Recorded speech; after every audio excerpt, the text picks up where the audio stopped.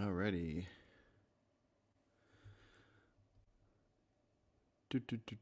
Okay. Sorry, I was very last second setting this up, and here we are. I thought I was running late. I might wait a second for some people to get in here. Also, I'm going to take all the questions for the Ask Me Anything, and I'm going to put them in the comments here. So let me do that really quick. I'm also going to talk about rights in a second, because I think there's a big misunderstanding between the difference between rights and welfarism. But I might wait till I'm done with the questions in case the questions cover that. Okay, so there we go. Okay, so the first thing that was not a question, well, I won't post that one in here. Okay, let's see. The first thing I'm going to talk about will be a response to Cliff Grant, I think it is. And that was not a question in here, but I want to cover that. But the questions that are in here, I'm going to put in here. Let's see.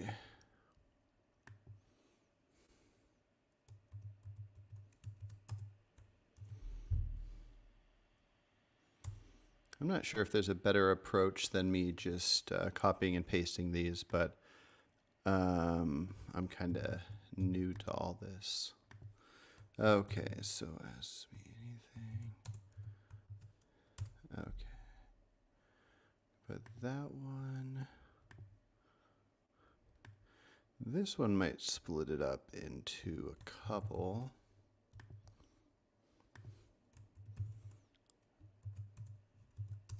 All right. And then throughout this, if anybody has any questions, that did split it up. I'm going to stop putting them over there. Okay. So if anybody has any questions, what I think I'm going to start having people do is just make sure that you put @reasonablevegan, and then that way I can see it immediately and I can skip over the conversations that you guys are having in the chat. Okay. So let me open up a couple tabs. I should have done this in advance. Let's see. All right, but there are some great questions that I'm looking forward to going over. Let's see.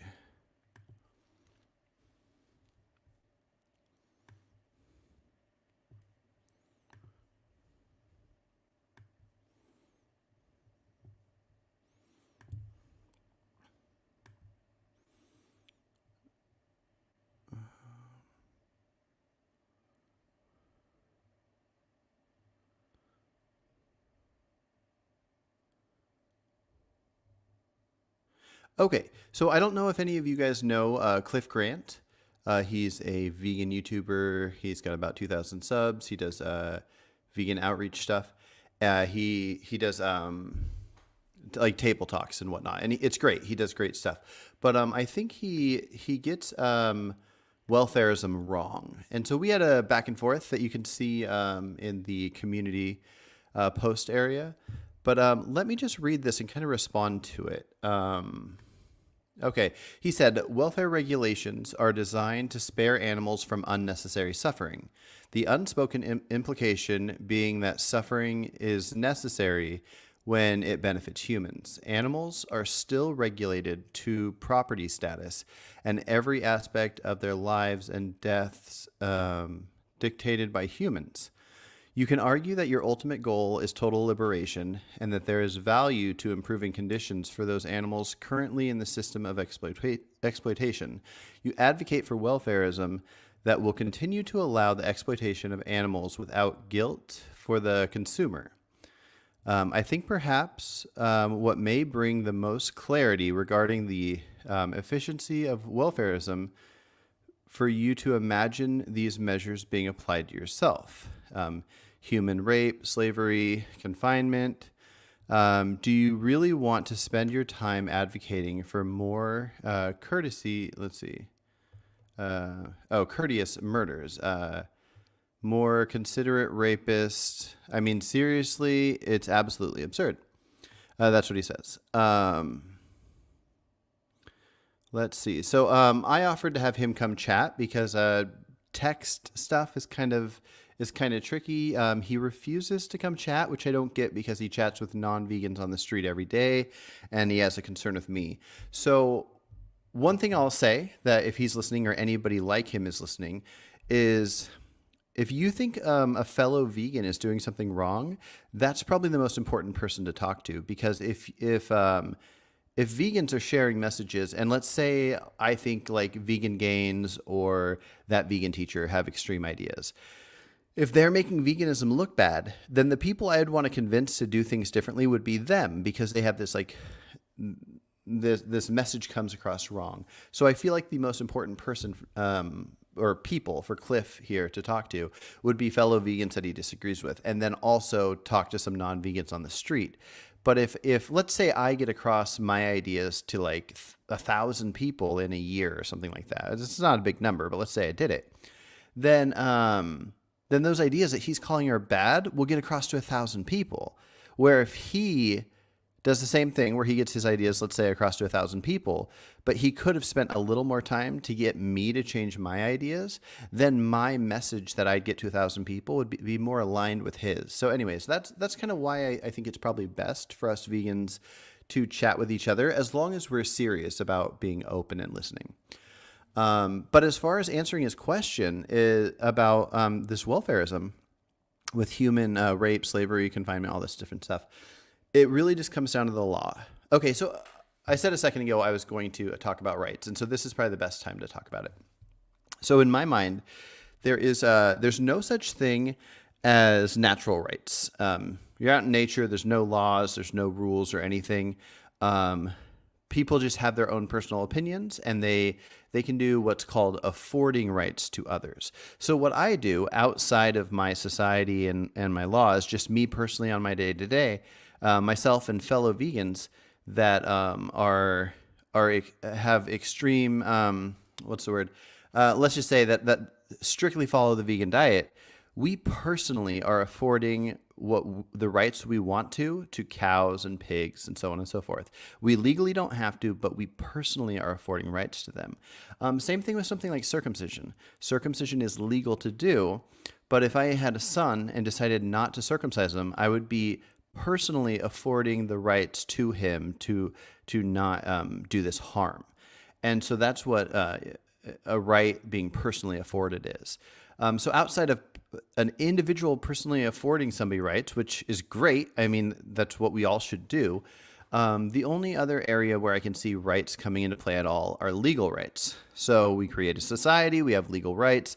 You can't kill people, you can't steal their stuff. You have all these different things that you convince your society to put into law. And so that's kind of what we're doing with veganism. We want to get these rights.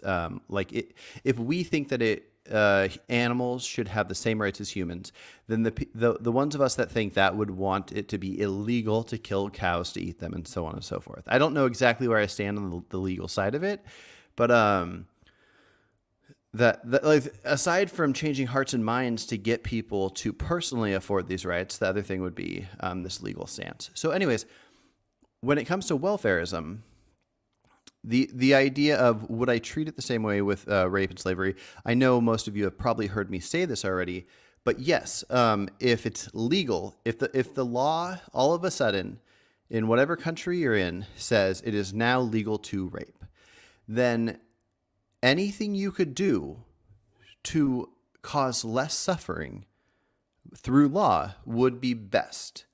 I don't know what that would look like with rape. Let's say it's legal to rape, and then you convince the law to be changed to, okay, can we make it legal to rape, but you have to do it at this building. So there can be supervision to make sure that you're not murdering the person. So I don't know. That would probably include kidnap and whatever. But anyways, anything extra is good. It's like there's no question about it. Anything extra is good. If somebody was going to rape somebody and before they did so, they were going to like knock out all their teeth, not knocking out their teeth is good. So it just must be. Same thing with slavery. And I've gone over this time and time again with all these different types of things, any of these things are good. Now, the reason I'm tying this in with rights is a lot of vegans seem to say, oh, you either are a vegan that cares about rights or you're a vegan that cares about welfarism. How is welfare not rights? If we say that we have the right to not be harmed, like right now, it is illegal for me to go punch a stranger on the street. So that's punching him and bringing him harm. It's illegal. So that's a right that our society by law affords to that person to not be punched.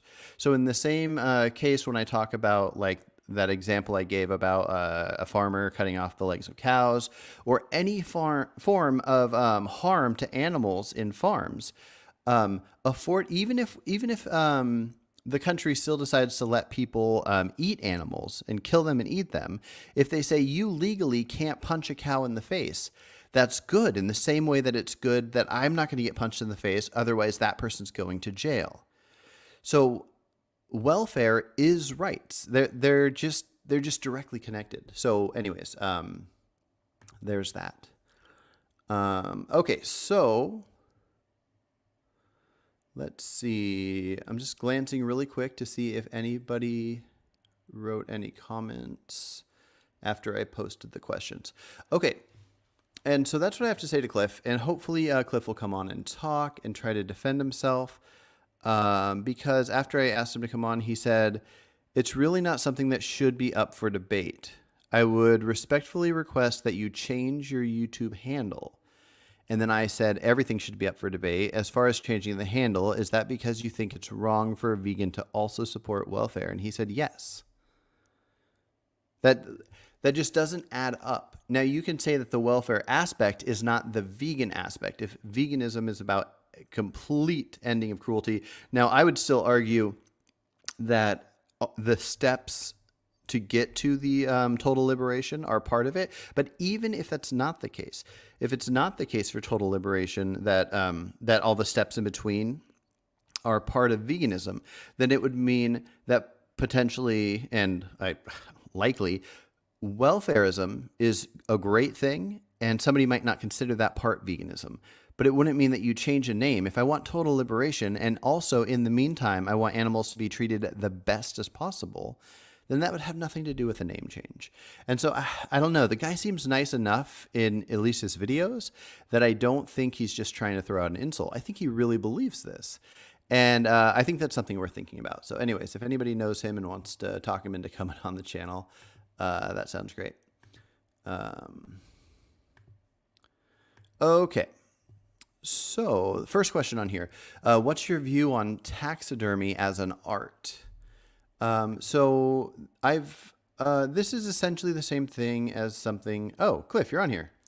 I'm at work, but listening in when we talk about rights, animal rights, we are talking about the right to not be property. You are misunderstanding what we mean when we say rights. That could be. I wonder how many vegans agree with you. Because I mean, I don't want to be property. If I was property, that would mean I was a slave. I think just being owned you'd be considered a slave even if you're not having to work. I'm not 100% sure. But yes, even if that wasn't just that, I wouldn't want to be owned. But separate from that, I don't want to be killed. So a deer out in the forest is not property, but we could make it illegal to shoot that deer. And so on and so forth. You don't have to make a random dog on the street property to punch it in the face. So if by animal rights all you mean is that an animal should not be somebody's property, then that's in my mind that's so far from the ultimate goal. Because my idea of how humans should treat animals, assuming that you set all the health stuff aside and we assume that we're right on not needing animals to be healthy, my idea on how we should treat animals is that we don't force them in any way to do anything. We don't have them as like companions. We aren't able to punch them on the street. We can't kill them in the forest. It all comes down to all the various rights to not be harmed, not be killed, not be property, not be slaves, not be entertainment, all these various different things. So I know that, Cliff, you're just typing up a short thing while at work, so I'm not going to hold you to this as this property thing being the ultimate thing. But this is kind of what I mean about debate is good. I'm going to put his comment up here. This is kind of what I mean by debate is good, is that we can come and talk about all these things. And I hear things all the time and I change my mind. I'm guessing you'd have to at least change your mind or at least point out that you meant something else here. I mean no offense, and I could be completely wrong. But property shouldn't be the extent of it. So anyways, again, I hope you come on the channel. I hope you come and chat. But also, if you don't want to because you don't want to be part of my channel or you don't like me or something like that, like, I'll give you a phone call and we can keep it off the record and just talk. These things matter to me. I care about animals. I care about how we share the message. And you seem like a great guy. I've watched your videos. I like your videos. I comment in your videos, good things. And but I think we have a misunderstanding here, and I think we should figure out that misunderstanding. I don't know, and I don't mean that in any kind of negative way. Sometimes I come across negative, I think. Okay, so back to this taxidermy question. It is essentially okay. I'm going to reread it in case I cut this video up into pieces. What is your view on taxidermy as art? So I view I have personal views of things that I think are kind of weird or gross or I don't like them. Like a personal view is like I'm not into football, but I don't care if other people are into football.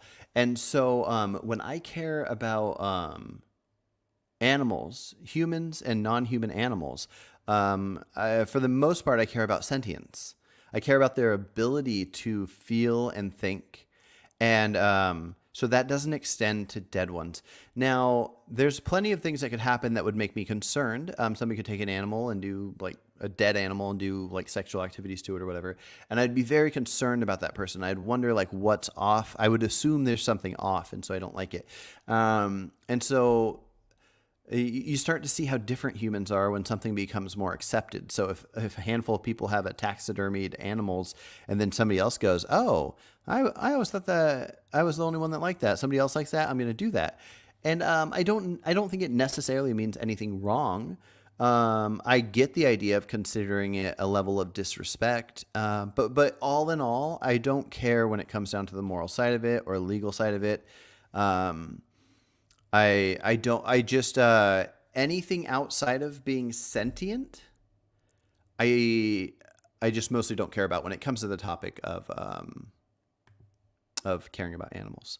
I'm going to read a couple questions in chat really quick before I get to the next question. Okay, Randall says, did you answer my question on your community post? Just got here. Randall, I did not get to your question. I didn't know you had a question, so let me see if it's here since I was here last. Let's see. Sorry, Randall. Okay, so Randall, there's a section I have that says if you have any question for tomorrow's live stream, leave them here. And then let me see. There's another post I did where I said live stream coming up. So maybe you commented there. Nope, I don't see a comment there. So anyways, I'm sorry, I don't see it.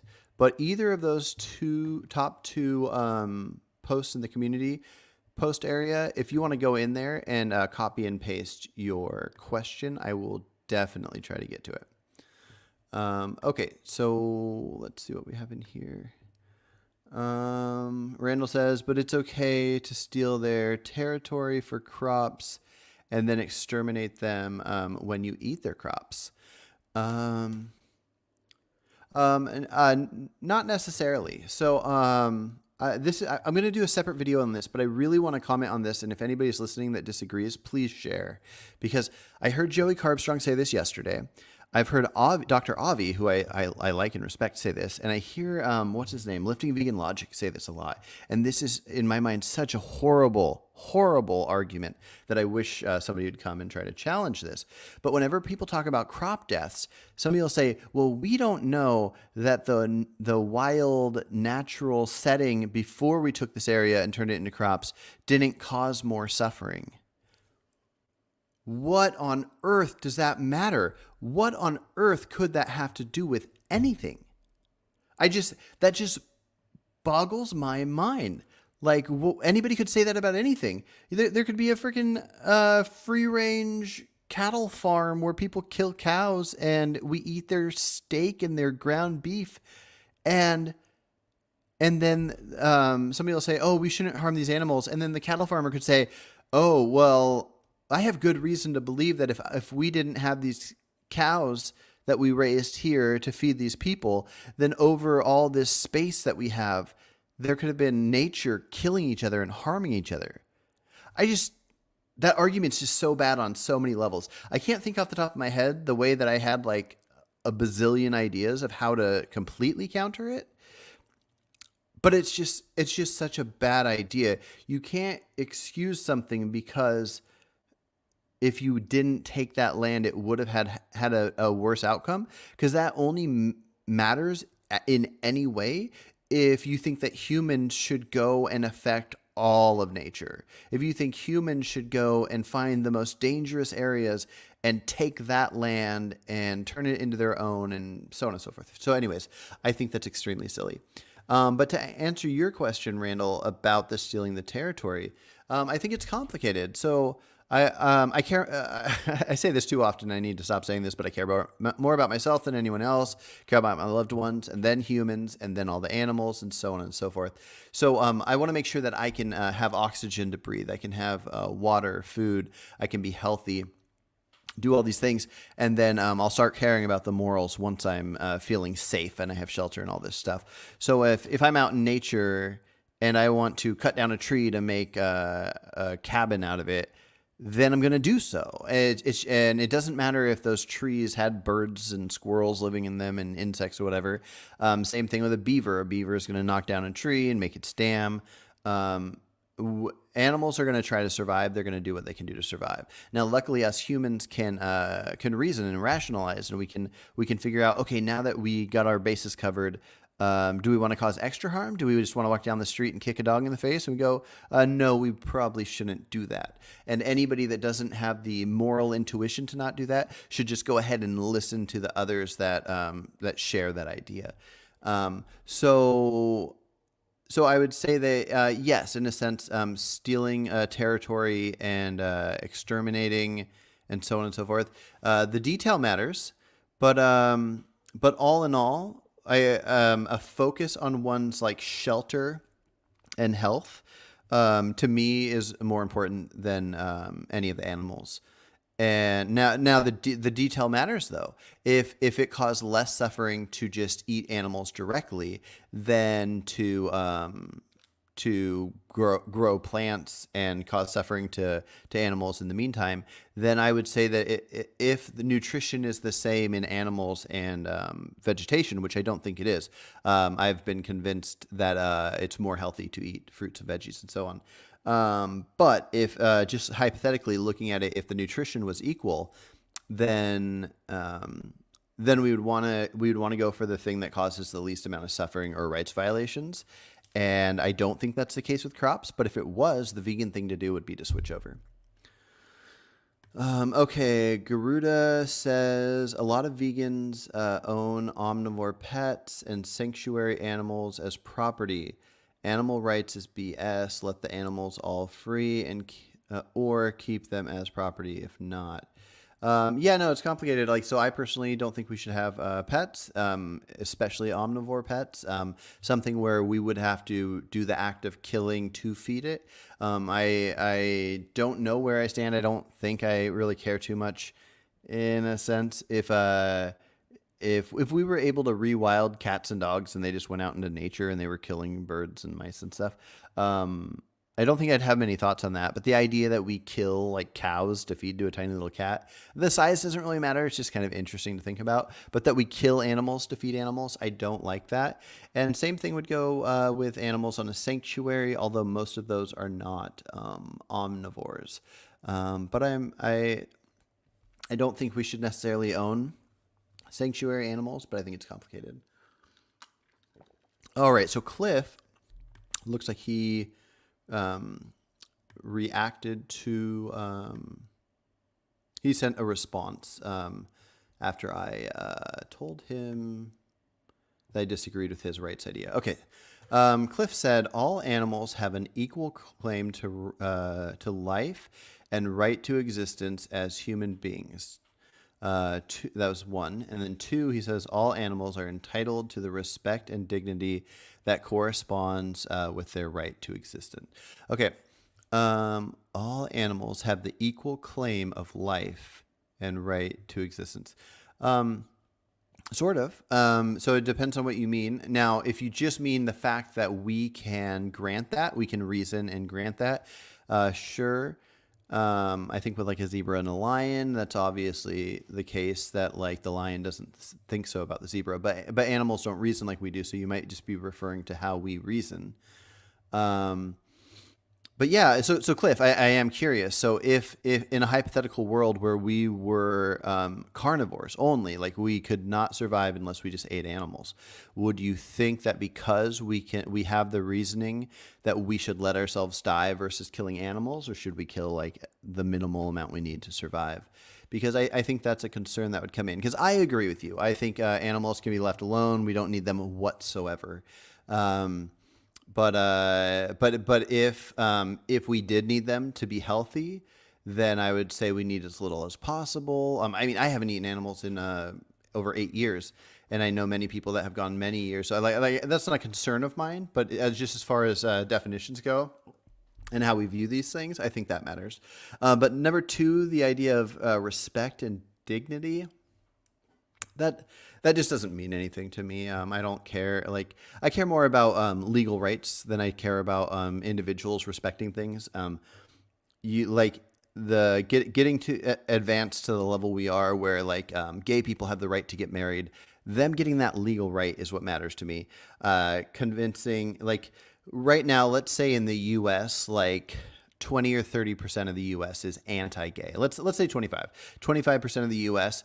is against gay people. And we have the legal right for gay people to get married. I would much rather that than if we had it was illegal for gay people to get married, but only 15% of people were against gay marriage. So that's taking 10% of the entire U.S. and making them not bigots in this regard. And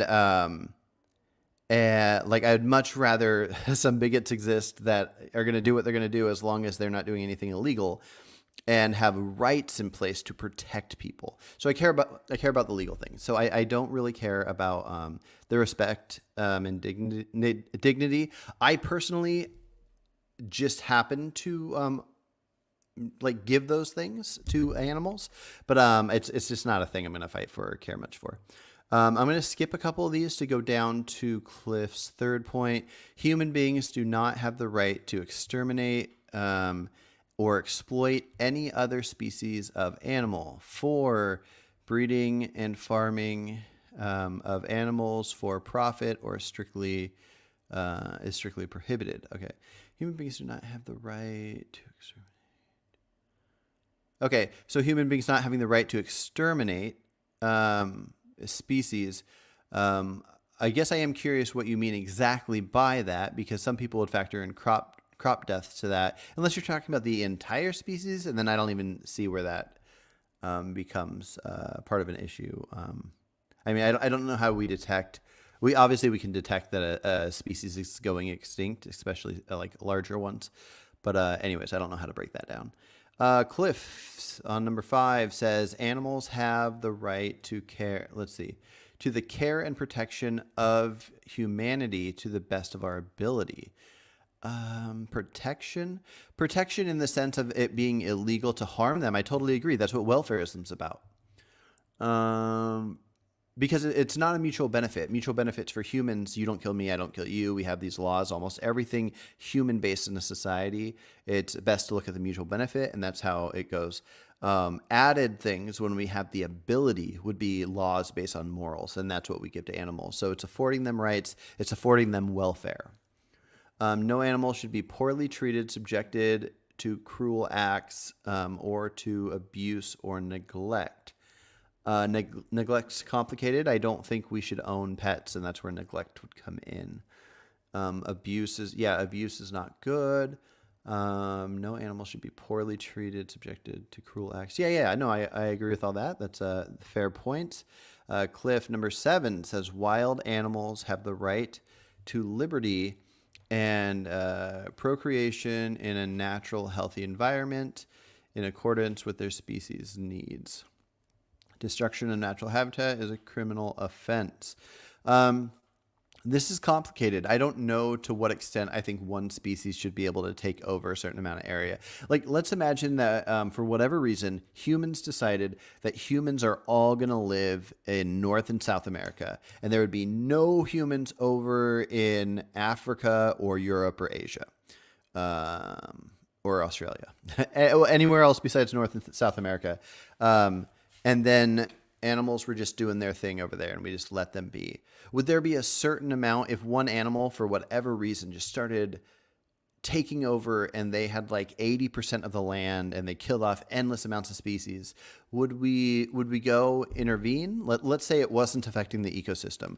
Would we go intervene and say, you can't have this much land? So I don't know. I think it's complicated. But again, with the claim of like this kind of stuff isn't worth debate, it is. These are complicated issues that are worth talking about. Cliff, number 8. I'm going to go through these, Cliff. I'm going to go through like 10 and then I'm going to stop and maybe do the rest at a different time so I can get to other questions.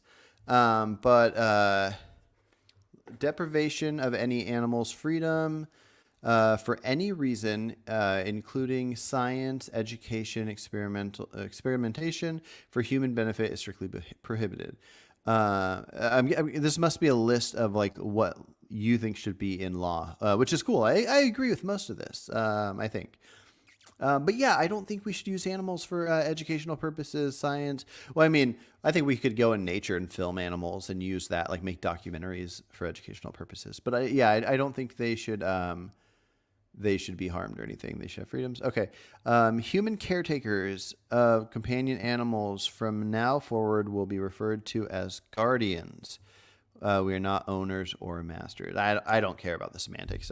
I could not care at all about the words used. I don't mean offense by that. I just mean I don't care.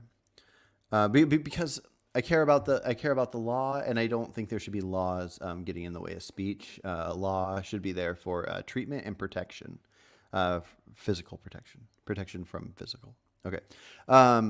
Guardians have the responsibility to provide for their companion animals in a way that facilitates the animal's natural lifespan and provides appropriate love and care. Okay, so this is a good stopping point for the Cliff conversation. This is why we need to have a conversation, because you are talking about their rights and them being exploited.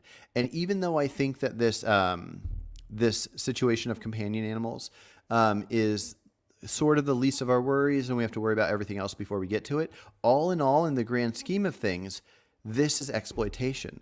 And forcing somebody to treat their slave animal that you're calling them the guardian of or whatever, forcing them to treat them well is called welfarism. This is welfare for your owned animal that you shouldn't own.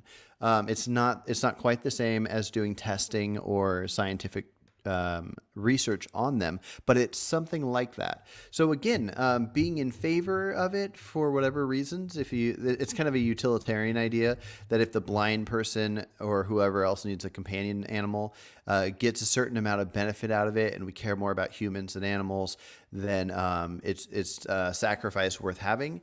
I don't view things that way. That's not how I view things. So anyways, I disagree. Cliff, if I have time, I'll go over the rest of your comments later. But really, please come on here and let's have a nice talk. I will try to be nice. Okay, so before I get through the rest of these comments on here, I'm going to go back to the original questions. So Veganix says, what do we do with invasive species? Okay, so I was not too familiar with invasive species until I saw this question earlier today. I looked it up. Invasive species is referring to the idea of a species of animal being brought to an area that it's not naturally in, and then it kind of takes over, maybe kills some other animals, and it's invasive.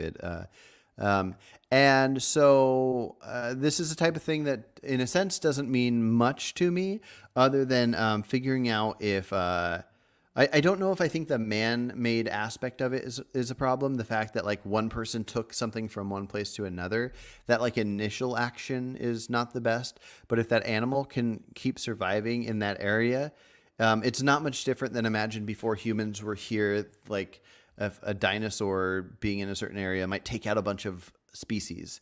And so even though like from what we can see, it wouldn't have happened if a human didn't do it. I don't know if that means a human should reverse it. I don't really have too many thoughts on this other than it seems more of a like a scientific problem or I care more about rights than anything else. So when I talk about how we should treat animals, and we shouldn't kill them, we shouldn't harm them, we shouldn't do all these different things. If it comes down like if somebody takes one species to another place and then that species is doing something, then when it's detected what they're doing, then I'm sure there's a group of scientists or just the studies that come from what happens will help us know how we should affect that. Like this on Wikipedia under invasive species, there's a section about human health, and it talks about HIV, monkeypox, SARS, a handful of things that have come from invasive species. And so, yeah, it's a thing worth if since I care more about humans than other animals, I would say if there's an action we can take to help our own, then we might need to do that action. And then as far as actions to help other animals in nature, I think it's complicated. I'm not against it. If somebody says this animal was brought over, it's taking out all these other species, should we try to gather them all up and euthanize them or take them back to their original place? I'm not against that. I just haven't thought about it much, so I don't have any strong stance on it. Okay. I'm going to read through a couple more comments in chat. But again, if you're going to put a comment in chat, try to put @reasonablevegan so I can skip over the conversations that you guys have with each other back and forth. I want to read those later, but I've just realized as I've been learning live stream stuff, it just takes up a lot of time. Let's see.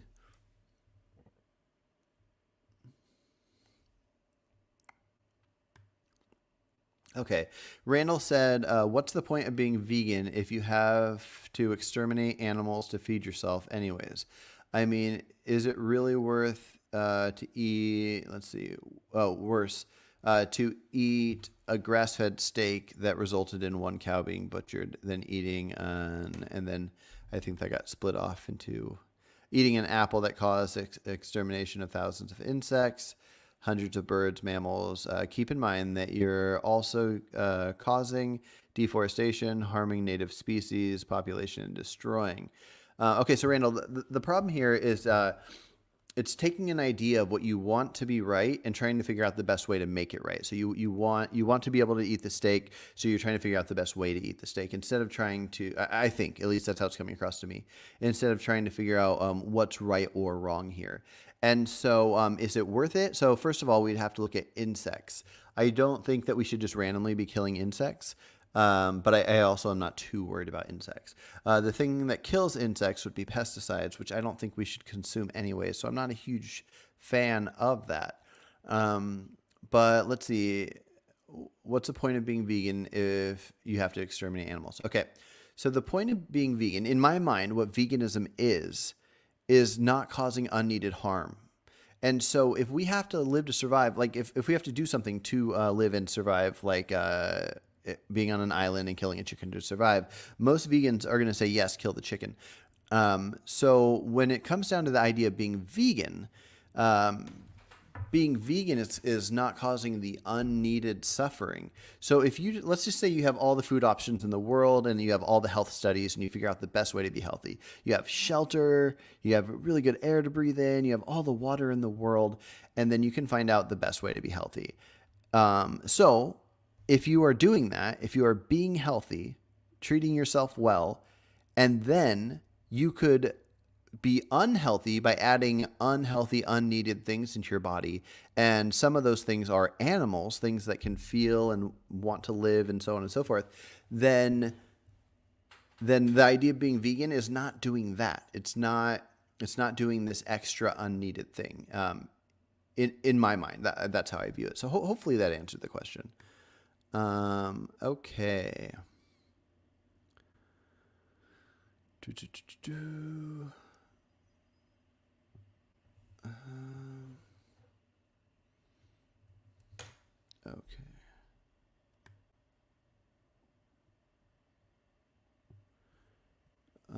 Randall said, "Is housing vegan?" I think I covered that earlier, but yeah, I mean, we don't have to protect everything. We do what we need to do to protect ourselves for sure. I just realized that Cliff only had two more things here, so let me finish reading those. Subjecting any animal to any cruelty or to any cruel or degrading act of abandonment is a criminal offense. Abandonment, cruel act. Okay, again, that's about pets, so it's just not anything I care too much about. But I mean, in the sense of welfareism, it's a welfareism thing, which I agree with that aspect of. But just as far as, anyways, I'm gonna stop rambling. Let's see, 12. Any act involving physical or psychological suffering whatsoever is incompatible with the rights of animals and is a criminal offense. The act of involving physical or psychological suffering whatsoever. Yeah, no, I completely agree. We should not make any animal suffer. Again, that's welfareism.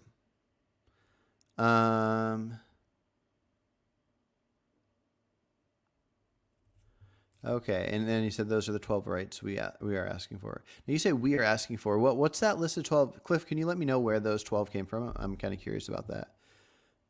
Okay, let's see.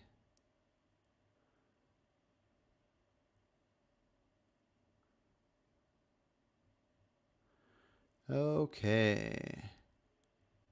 Vegan Pundit says, reasonable vegan, to be clear, didn't you eat some oysters a few weeks ago? They are animals. It was clams. I didn't like them. I probably won't have them again. Not that matters. But yeah, they're not sentient. So if I worded some, I probably generically earlier on in this video said something about animals, where I'm referring to sentient animals. If an animal is classified as an animal but it's not sentient, then it's no different than a flower. As far as morals go, unless I misunderstand. Randall said, "Can you not see my question? It broke into two parts." Yeah, no, I got to that, and I think yeah. Okay, Johnny Appleseed said, "Has any of your opinions changed after the debate with Vegan Gains?" Has any of them changed? I think doing that debate and hearing the ideas of the rat aspect has made me kind of solidify my opinions a little more on that kind of thing. Like, I don't know if I had thought of the element of the reason that we're not having our rights violated by the rats is because they have no personal intention. Now, this doesn't mean that we shouldn't protect our stuff. I'm actually in favor of vegans poisoning rats under their house. Not that I think that's the best route to do, but if they're going to destroy your foundation, your shelter is important. We can't all afford to just buy a new shelter or fix a foundation. So, so killing rats to save your house, or killing rats to save your produce. These are what I would consider reasonable things. What I don't consider reasonable is if you cause more suffering to get the produce than another option of equal nutrition. Now, I'm not calling it equal nutrition, the apple steak situation, but I think it's very important to look at if they were equal nutrition. Does that part matter? But anyways, no, I don't really think that debate with Vegan Gains kind of just made me sad that there's so many vegans out there that would press buttons to kill non-vegans, and yeah. Okay, Cliff said, yes, but killing an animal, no matter how you treat them during their life, blows all claims of welfare out of the water. Yes, if you're going to make a list of what the worst things are, um, I don't know. I was going to say that's probably the worst, but no, I mean, I don't know. I don't know for sure what animals want or don't want, if they even are able to think of this suffering so bad, I wish I was dead. I don't know if they're able to think of the idea of dying. But I would say that if you take an animal and hang it up by its foot, and every day you stab it in a place that won't kill it, it's going to bleed and suffer, but you make sure to give it enough food and water to keep it alive for 10 years, and you're just making it suffer. Um, Obviously, nobody's doing that. But if you did that, I would say that the death wouldn't be worse. So killing an animal, no matter how you treat them, no, no, no, no, no. I don't think so, but I don't know.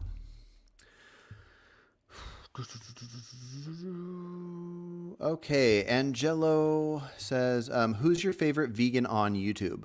Ooh, that's interesting. Favorite vegan or favorite person sharing important messages about animals? So, by my definition of vegan, I would consider Alex O'Connor a vegan, and he's my favorite of the people I'd consider a vegan. He's also separately, even if he's not a vegan, my favorite voice in vegan ethics. Um, but as far as the definition that most people go by for veganism, which would include the strict vegan diet, my favorite voice. I've been really getting into the cranky vegan lately, and I also really enjoy Humane Hancock. Um, One of my favorites, who's newer, is Christina Van Beek. Definitely check her out. Louis Ghetto, who's right here in the comments. He doesn't do much content, but he's a great vegan activist that's on YouTube.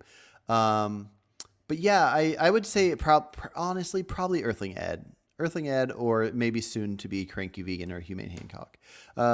Reasonable Vegan. Who is your favorite vegan on YouTube? Who would you pick to? Oh, who would you pick to part with first? Party with first. Who would I party with? I thought you said part with, like I would want them to stop. There's this guy that's on here that actually I started my channel because of Alex O'Connor's situation.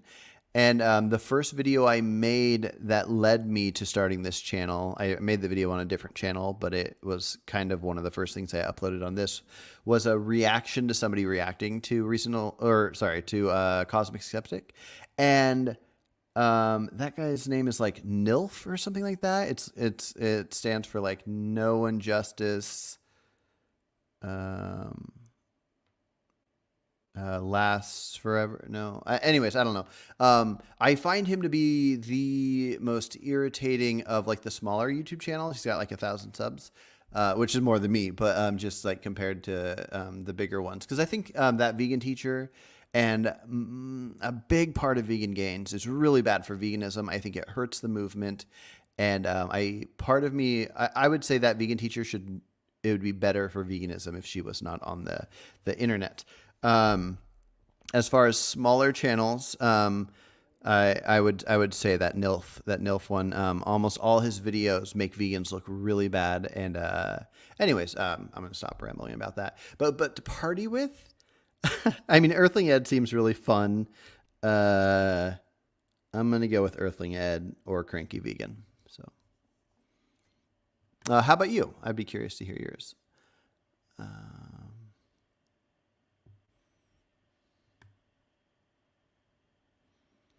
Okay, Contrarian 420 says, reasonable. It's almost like new term for vegans who mostly feel it is the healthiest diet and the animal welfare is secondary. Thoughts? New term for vegans who, probably needed the word need in there. Need a new term for vegans who mostly feel that its healthiest diet and the animal welfare is secondary. That's interesting. I mean, there's a lot of people that I don't know. I don't know how many people like that there are. Now, in my mind, I think health is an important factor, and we need to think of that. But for me, veganism is completely about ethics. So if you're referring to how you think I specifically, it says specifically raw veganism. Okay, so yeah, anybody that cares about health the most. I don't know if it matters if it's the most or not. If you only care about health and you don't have any thoughts on the moral aspect at all, then I don't think you fit into veganism.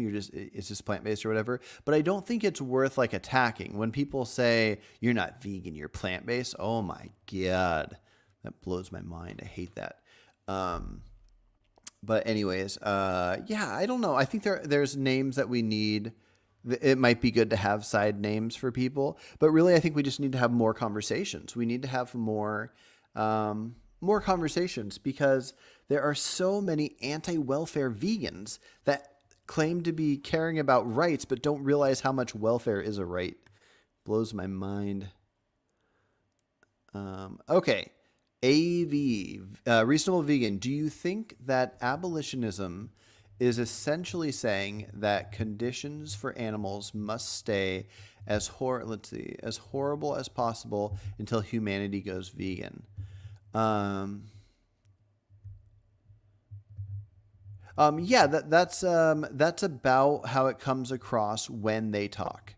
When vegans, which seems to be the majority of the ones that I hear from, I mean, there's a couple dozen that I talk to all the time that share similar ideas to my own. But all the people that are super anti-utilitarian, and I don't think they fully understand what utilitarian means because it doesn't fit into the welfareism idea.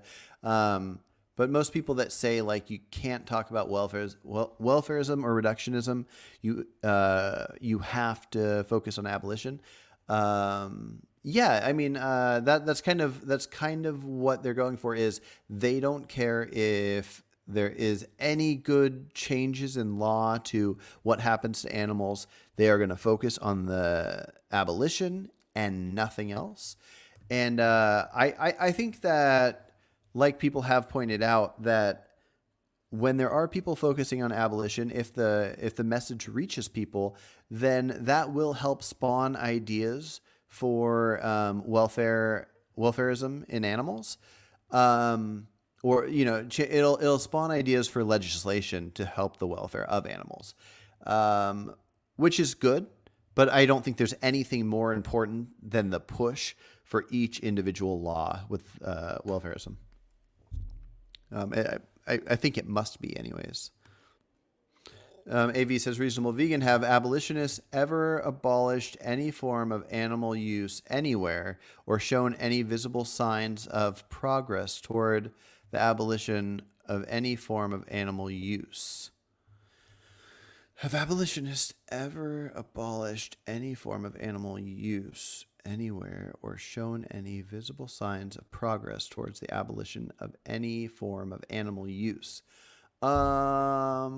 Yeah, I mean, depending on what you mean by the abolition part, if you mean in an entire country or whatnot, but like let's say a store has fur, you can boycott until that store says we will no longer carry fur, and then there's that. Now that's not really an abolitionist message. Abolition doesn't seem to mean anything or exist or whatever until the abolition goes through. So I guess there's no way to really answer that. Yeah. Grumpy Vegan Granddad said, could I ask why you ate clams in the first place? All the other choices. Okay. I did a fair bit of research. So I don't eat sentient animals because I don't want them to suffer. I don't want them to be forced to do anything they don't want to do because they can suffer and they can make their own choices using their brain. So anything that doesn't have a brain or a central nervous system, like clams or oysters or any of those things, it doesn't mean anything to me. It's like eating a carrot. So I could be convinced otherwise, and then therefore I wouldn't do it. The reason I'm okay with choosing that outside of that description I just gave I read up, and there were some benefits for, I believe, all three of the supplements I take: B12, vitamin D3, and omega 3, DHA, EPA from algae. All of those things are in clams, so I thought if since these aren't sentient, that maybe this is a better form to get those to absorb them better. I don't know. I haven't researched that health aspect of it, but I researched the sentient aspect of it. So it's just the route I went. Okay, I'm gonna go to another question from the post I did in the community chat. This is a long one, but this is a very important one. So the person asking this question is So that's MMHMM. I really like this person. I hope they are listening right now. But this is what they said. They said, you've said that you view abstract reasoning and specifically the act of conceiving of and having desires for the future as being one of the primary determinants of the magnitude of a being's moral worth.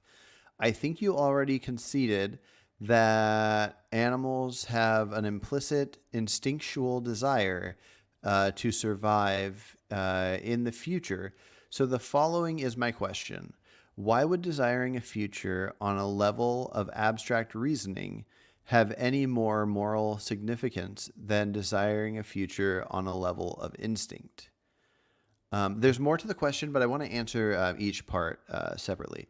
So the reason is that it matters if something cares if it exists. So the reason it doesn't matter if you, you can't really destroy a rock, but the reason a rock doesn't matter is because a rock, it's not only is it not sentient, but there's no ability to think if it cares if it exists.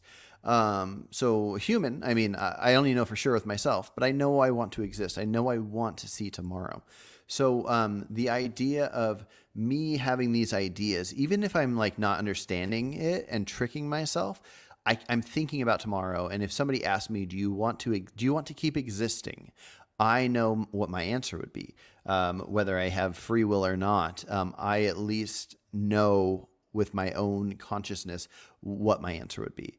So the point I make when I when I discuss the idea of animals maybe not having a will to live, the difference would be, so if you took, say, a cow, and I'm not saying we should harm cows or anything. I'm very in support of not harming cows, not killing cows. If you took a cow and you could make it communicate with you. You can't add extra intelligence. You can't make it have your own brain, but you can make it to where anything it can already comprehend, like if it can comprehend the future or if it can comprehend the idea of existing, and it could communicate with you. If you didn't give it new information, but if you just asked it, like, do you want to be alive tomorrow? Do you care if you keep existing? My thought process is, if in a hypothetical we knew an animal did not care to keep existing, then its existing isn't necessarily a right that matters in my mind. Now, we can't find this out, so I don't bring this idea forward to decide if we should like kill animals or not. I just think it's important to break these things down and figure out how we feel. And I think this is one of the biggest things that people misunderstood about Peter Singer talking to Alex. But anyways, I'm going to do a whole video on that that's separate. But anyways, so to answer this question, the reason that difference is there is if something doesn't care about existing, it doesn't really matter in a sense. And somebody could bring up the idea of like a baby, like a 1-year-old might not care about existing. You could figure out you could add in a scientific element of communicating with it and say, do you care if you exist? And if there's not enough information in that baby already, but you could make it communicate with you, so it could say yes or no, or I don't know what you're talking about. Whatever it communicates, that baby would likely not be able to tell you that it cares if it exists. So in a sense, if you snapped your fingers and made that baby not exist anymore, would that be immoral? And I think it's complicated, but I think I understand the idea of what Peter Singer is saying, because the element that makes that immoral is the connection that that baby would have to others. And this is a really complicated thing. And if anybody wants to come on and chat about it, go for it. In fact, somebody can let me know they want to come on right now. I can send you a link to this live stream and you can hop on and there'll be both of us and we'll talk about it. But yes, so as far as suffering goes and harm, we know we don't want to suffer. We know we don't want harm. We can recognize that in animals. We should not have that. That's why that is immoral. But the idea of if something should continue, if you can press a button and make something not exist anymore, it's really complicated, but it's hard to answer that question, and it's hard to give a good answer for why that's immoral. If somebody just magically was killed and didn't feel anything right outside my house, if I try to think of what's bothersome about that to me, it's the fact that I know that I want to continue, and therefore I assume that person wanted to continue. But outside of that, I can't think of any reason I care if they're dead if I imagine they don't have like a family or anybody that is sad that they're gone now. And this might sound wild, but ask yourself it. Like break it down and don't just say, "Oh, I care about living things because I care." Like actually break it down if you're interested in it. So anyways, that's the answer there. And then, so the rest of the question is, do you apply the same standard for other contexts? For example, do you care exponentially more about the health of people who consciously think about wanting good health in the future than you do about people who don't ever think consciously about it and just implicitly, instinctively desire it? Let's see. Let's see. Do you apply the standard? Well, no. Okay. So if we're talking about acting upon something, if I knew something here wanted to live and I knew this other thing didn't want to live or didn't care to live, which one would I care about, living or dying? It'd be an easy choice to make. But when it comes to the idea of somebody's health, like I don't personally, I wish people would be healthy. I think that would be good for them. But like as a moral stance or something, like I don't care if they want to be healthy or don't want to be healthy, because I'm not putting if I had to remove somebody's health or give somebody health, I might base it on something like that. But I don't have that ability to make that choice. So hopefully that makes sense.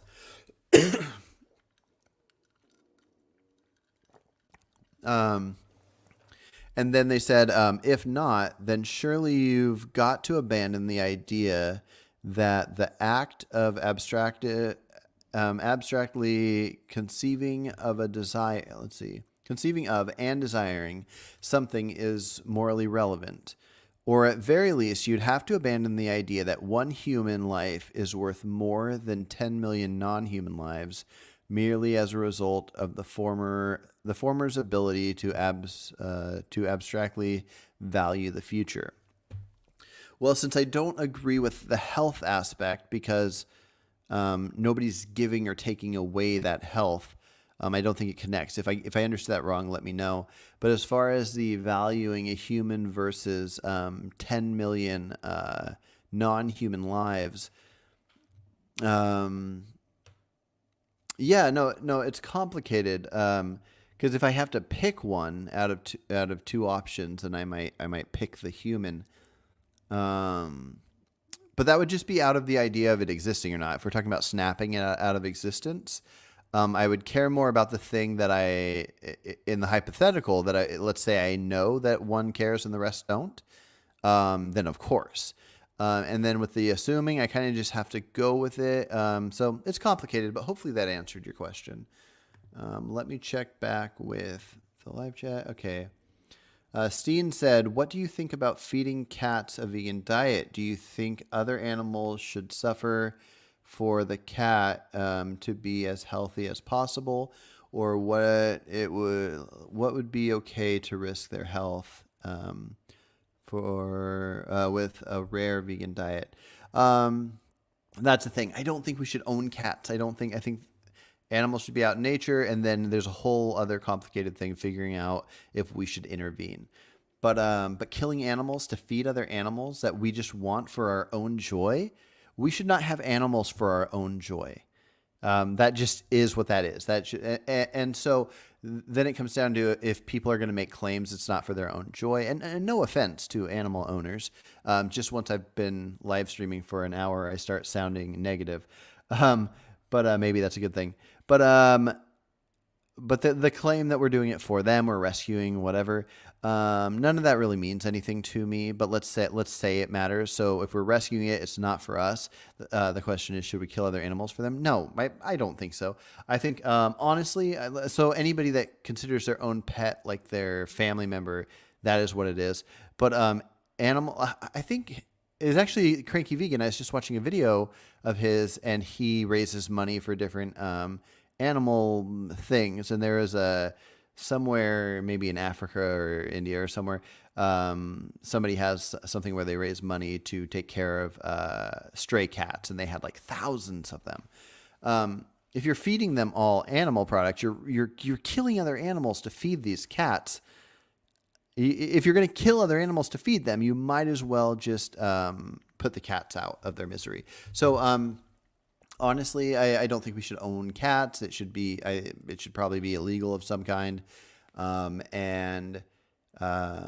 We could either figure out some kind of a sanctuary situation. But even if we went to like kind of a worst case, best case, it would be better right now to take every single domesticated cat and put them out of their misery. Whether we want to call it misery or not, it's probably misery compared to what they would prefer. Put them out of their misery and then just not make it illegal to own cats. So, yeah. There we go. Why eat clams in the first place? Was the only thing on the menu. Why pick clams? I bought it from a store and I made it myself, but I think I answered the other part.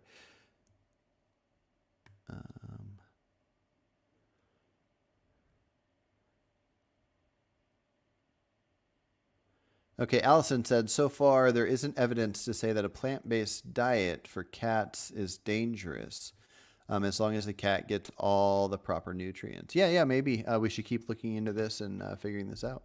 Okay, so again, I'm going to skip past anything until I see @reasonablevegan, and then I will answer those questions. I'm going to assume the rest is conversation amongst you guys, and I'm looking forward to going back through and reading that.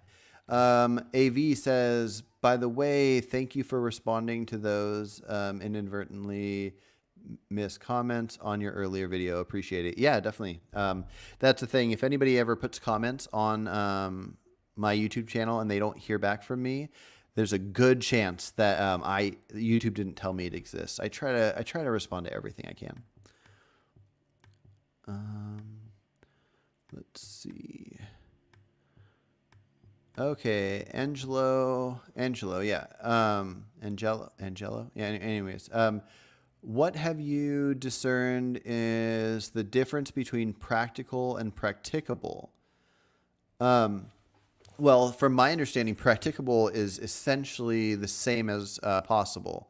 If you look at the definitions, they're almost identical. Practical would just mean that it's easy to do. It's very different than possible means you are capable of doing it. Now, people will...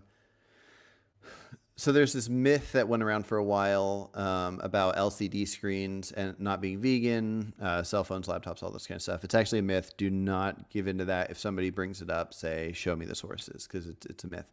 But assuming it wasn't a myth, somebody might look at a cell phone as so necessary in our current times, like you can't have a job without it because the way that your boss might need to get a hold of you, or somebody call you back for an interview, that it would fit into the practicable element to have that phone, even if it wasn't vegan. But again, it's different for every person, which is why I don't like that definition, and I view it more as a philosophy. AV says, when are you releasing your definition of veganism? Okay, so me and a friend of mine that I've done a bunch of talks with named Michael McCaffrey, we are starting a separate channel that will just be about moral philosophy. And so we will go over veganism as a main topic on there, but also abortion, circumcision, trans stuff, anything that can be factored into moral philosophy, we'll be going over on there. And I'm going to be talking with him. I've been using his help of challenging me on my definition, but yeah, anyways, I might have him co-write the definition with me with a bunch of descriptions about it, but I might just end up finishing it and doing it myself. But I would say it'll be pretty soon, within the next couple weeks. Yeah, but just a quick rundown of kind of how I view it right now, or actually I might have it up. The working idea. Let's see.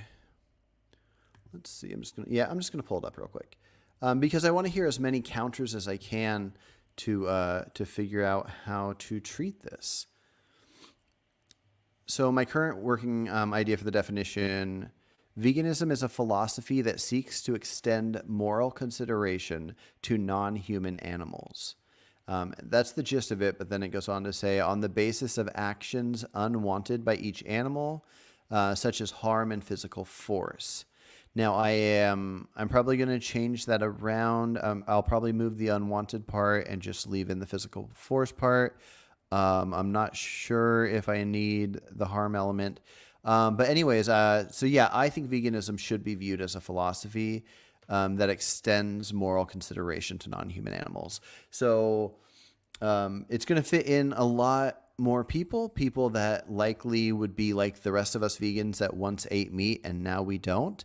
It'll essentially add those people into veganism before they stop eating meat. Somebody that feels like it's wrong to eat meat, but they keep doing it because of addiction or whatever, convenience, but they know it's wrong. They still hold the philosophy. Holding a philosophy doesn't mean that you don't do a certain thing.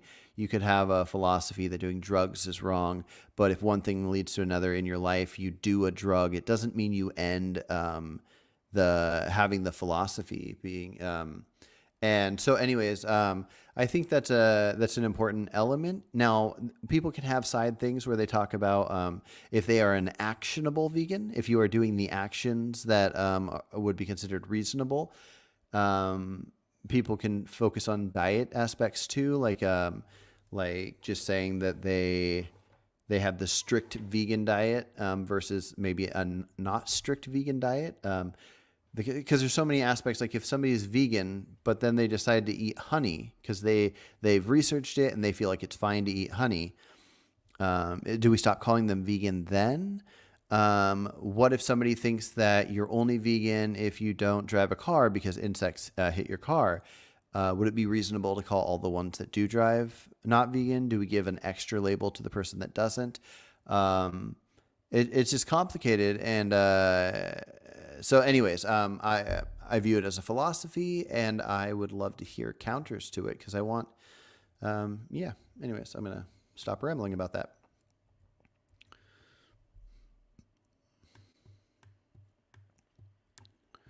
Let's see. I wish there was a way to press a button and jump down to all the at questions. Okay, AV says, isn't the word boycott not gender neutral? Interesting. Yeah, I wonder what the backstory of the word boycott is. Is the word boy connected to that? Anyways, I'm going to skip over that because it's not about veganism. Let's see.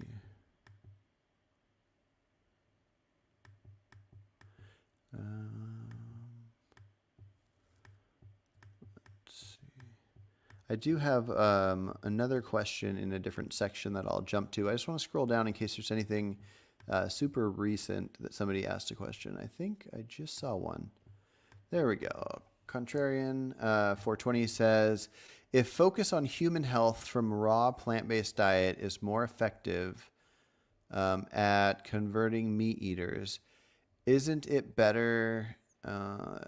Isn't it the better line to take versus animal welfare moral argument? Well, so for one, in my personal opinion, so I'm very against lying. So even if I try to be reasonable with people and like say I'm talking to like a hunter or something and I can tell that they have no interest in going vegan, I might, talk about how like hunting is better than eating farmed animals or whatever. I have zero interest in lying. I don't think other people should lie. So lying to get somebody to go vegan, I don't know. If you feel like something is extremely moral, like a moral issue, and then lying gets the thing to not happen. If somebody's about to kill another person, and then you have to lie to them to like distract them to not kill them, then sure, whatever. But in general, so anyways, not that I'm saying that idea would be lying, but yes, I think anything that would be helpful. So if a person has more interest in health than a moral aspect, then if you feel that that there's enough information to convince somebody to go vegan in their diet, then when they do that, if you convince them, and without lying to them, showing them the facts or whatever, and then they get really into it and they're going a month or whatever, and they don't really care about the animals, they're just doing the diet. Then when they stop and think about it and they're currently not hurting animals anymore, they'll go, oh man, it is horrible that these people are hurting animals, because they don't feel judged anymore. Usually when people harm animals and they're confronted by vegan ideas, we humans don't want to feel like bad people, so we try to counter that immediately. And so anyways, I do think it's a good approach.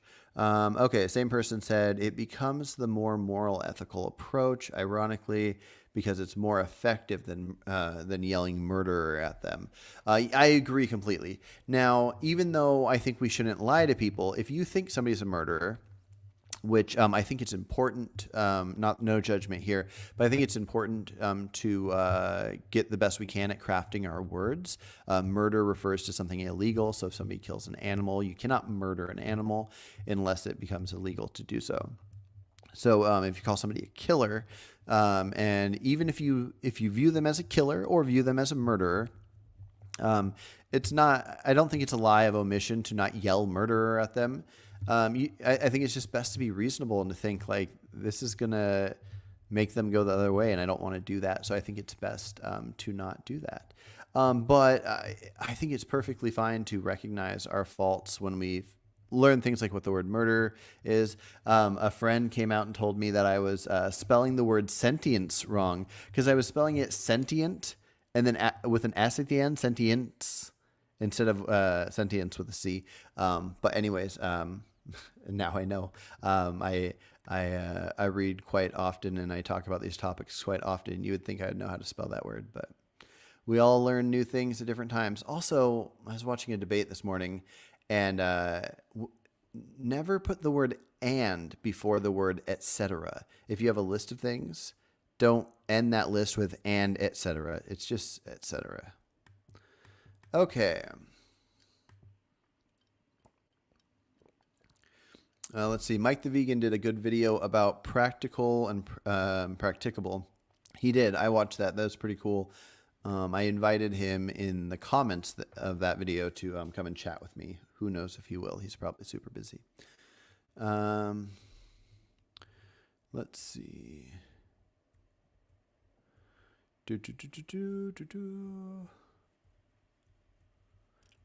Phil said, Carson, I just want to let you know I'm enjoying the talk. I'm glad you're enjoying it. Steen says, the awareness of our existence matters only in the present moment and can easily vanish. Okay. Such as during sleep. Why you don't hold such high regard for that? Okay, so me saying I don't think anybody should kill me in 5 minutes because right now I know I want to live on. And then he's saying if we're sleeping, we are not aware of our existence while we're asleep. Yeah, I don't know much about sleep and how that works. But yeah, so I don't mean like within the moment. I just mean like let's say in 5 minutes I become suicidal and I don't want to live anymore. Then I don't want to live and I might end my life or not. Maybe I'm successful, maybe I'm not. But in that moment I didn't want to live and therefore I might be gone. But aside from something like that, if we are capable of thinking about the future, we know we want to live, we have this like desire to live, and we can think about the future, that must be why it would be a bummer if somebody died. Now, aside from selfish needs of their loved ones, now people I love, if any of them died, I would be bummed out that I don't get to see them anymore. But that's just a selfish want, which selfish wants are cool and all. I'm not judging selfish wants, but that person's existence shouldn't be there just for me. It just like I luck out that they bring me joy. So if you remove all that, if you remove all someone's loved ones and the effects that person has on people, and you're just looking at what's the problem with them dying, I can't think of anything other than they didn't want to die. Because that's what I think for myself. So, Steen, I would love to hear your response to that. Also, again, in case anybody missed it, including Steen or anybody else, if anybody wants to ask me a question that's not just typing it up over here, let me know. And in the comments, I'll put a link to this StreamYard. You just click on it and it'll pop you up here. It doesn't matter if you're on a phone or a laptop.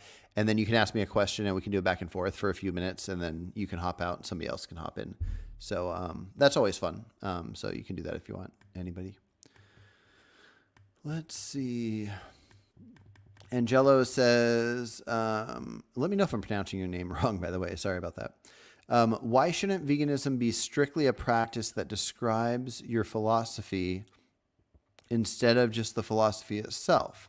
Why lower the bar? Well, part of the reason is it's almost impossible to do everything within a philosophy. Like, for example, if you look at like political philosophy, I'm mostly leaning libertarian, but libertarian, the philosophy itself does not include things like helping somebody disabled people out. The ultimate philosophy would include something like, if people are willing to donate money to a cause, then that money would help them out and it shouldn't be by the government.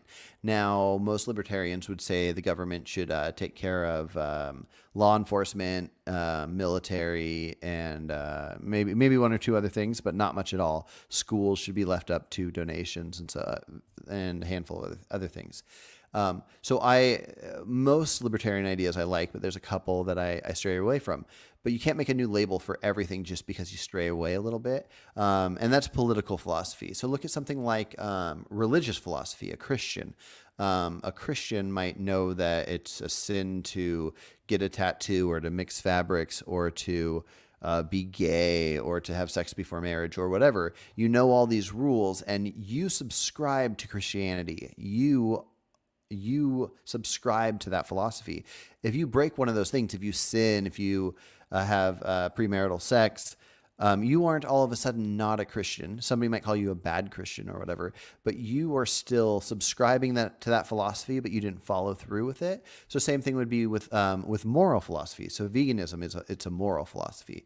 So you got political philosophy, you got religious philosophy, you got moral philosophy, you got all kinds. Philosophy just means figuring out like how and why we do what we do and how we live.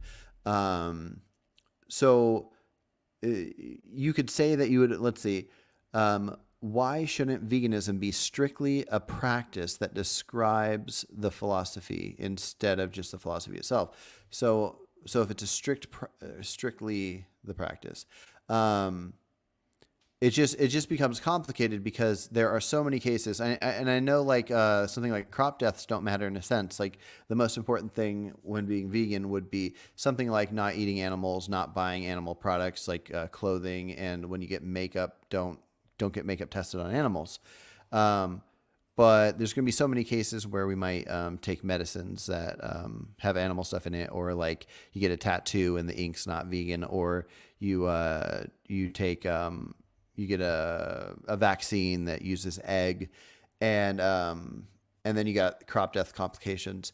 I think it just becomes way too complicated to have this idea that these people that do these specific things that at this moment the majority of vegans call the actions that are necessary to be worthy of the title. I just don't think that's best. I haven't been convinced that's best. And it's not just not best for the outcome, but I don't think it's reasonable. I think it works for people that haven't thought it through. And I don't mean any offense to people that want it to be that. That's the majority of people. But I think when you think it through, you start to realize that not everybody's going to do everything perfect. And so you have this idea of what something could be like the goal to strive towards. But anyways, I could be wrong. Try to talk me out of it. Let's see. Reasonable. Okay. AV says, why not post the draft definition in your community section since so we can all analyze it? That's a good point. Hold me to it. I'm going to post a draft, if not the final product, maybe by the 1st of June. And so if I don't have it done, then I'm gonna put the draft up and have it scrutinized. I like that. Thank you. And yeah. And I'd love to hear other ideas on what people think should be fit in. Okay. Allison said, it's annoying because we are forgetting there's a line between using animals for our own benefit versus incidentally harm from just living life as a human in this capitalist world. Okay, so I'm going to leave out the capitalist side, but if what you're referring to is that I brought up crop deaths a few times, and that there's a difference between using them intentionally and then the incidental ones, like a crop death. The first time I heard about crop deaths, it was like the idea of a tractor going through and mice and snakes dying because they're there. And that we're going for the food, but the accident is happening.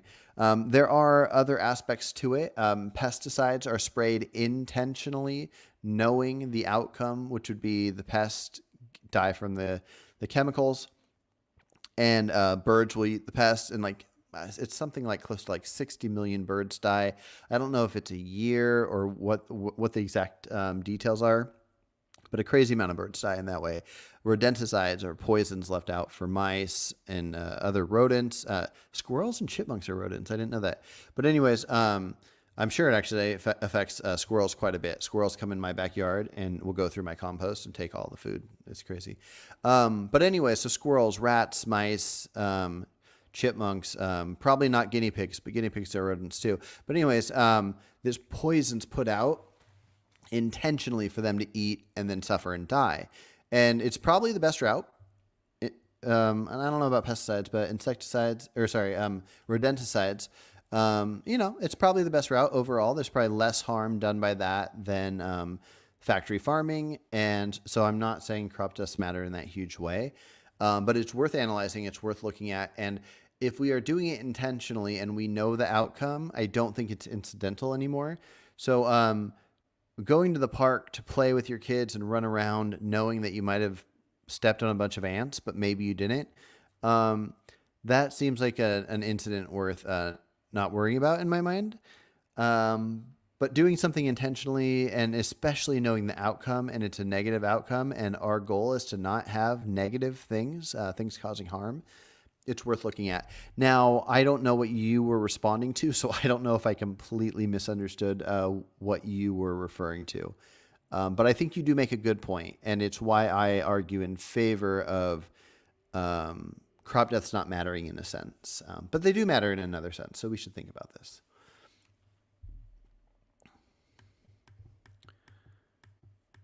Garuda, I just want to point out, I think most of the conversation going on with you and other people is just back and forth. If you had a question specifically for me, just put @reasonablevegan, because I don't want to skip over your stuff. I just want to make sure I get to all the questions.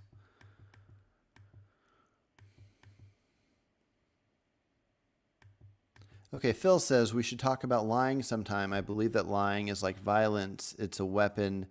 It has its place, but it should never be used unless it's necessary. Yeah, no, lying is very interesting. We should talk about it. Let's do a podcast talk about that soon. But also, anybody that's listening that has any interest in the topic of lying, check out Sam Harris's book called Lying. It's awesome. Allison said, let's see.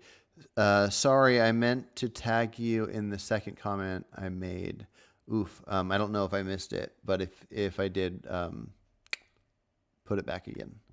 I'll comment to this one.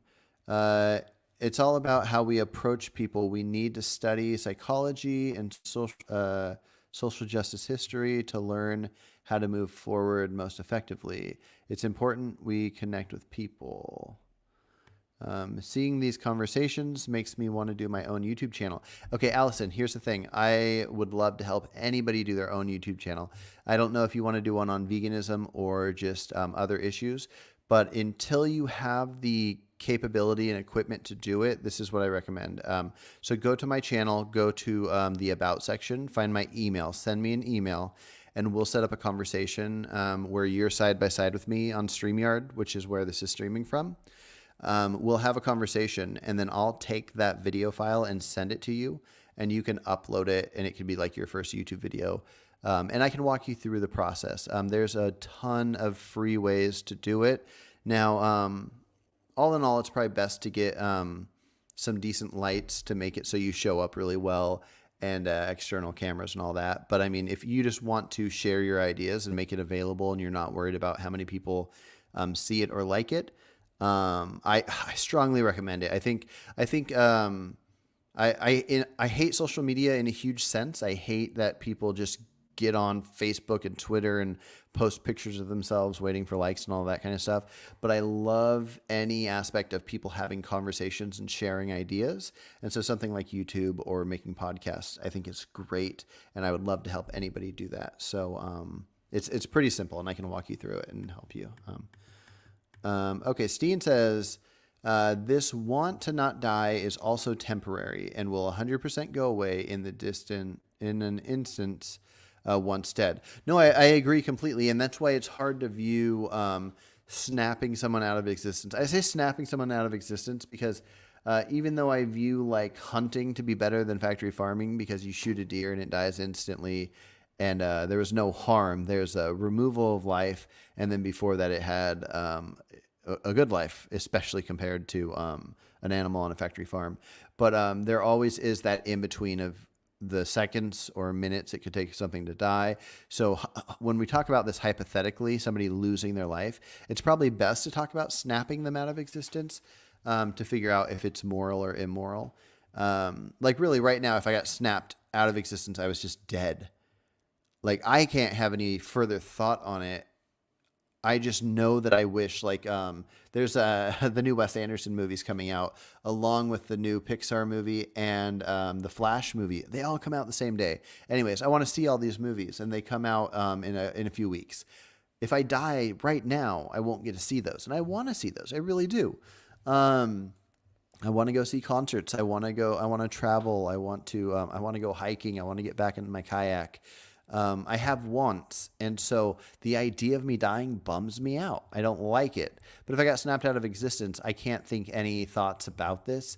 So is an immoral thing happening to me?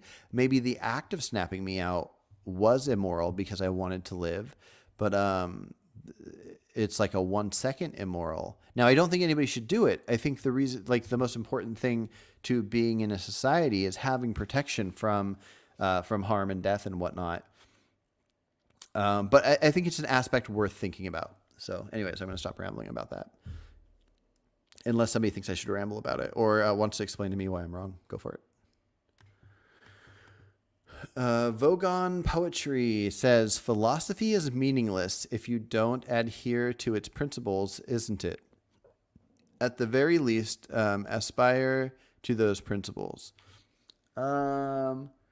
Yeah. No. I agree. And I'm guessing you're referring to the idea of having the philosophy of veganism, but still like eating animals, therefore putting them in demand and being the cause of their death. True.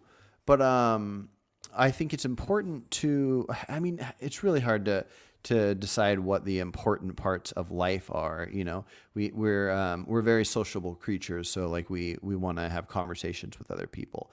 And but we want to go out and do fun things and whatnot. And so I'd say the aspect of having conversations with others and figuring out your thoughts on philosophy.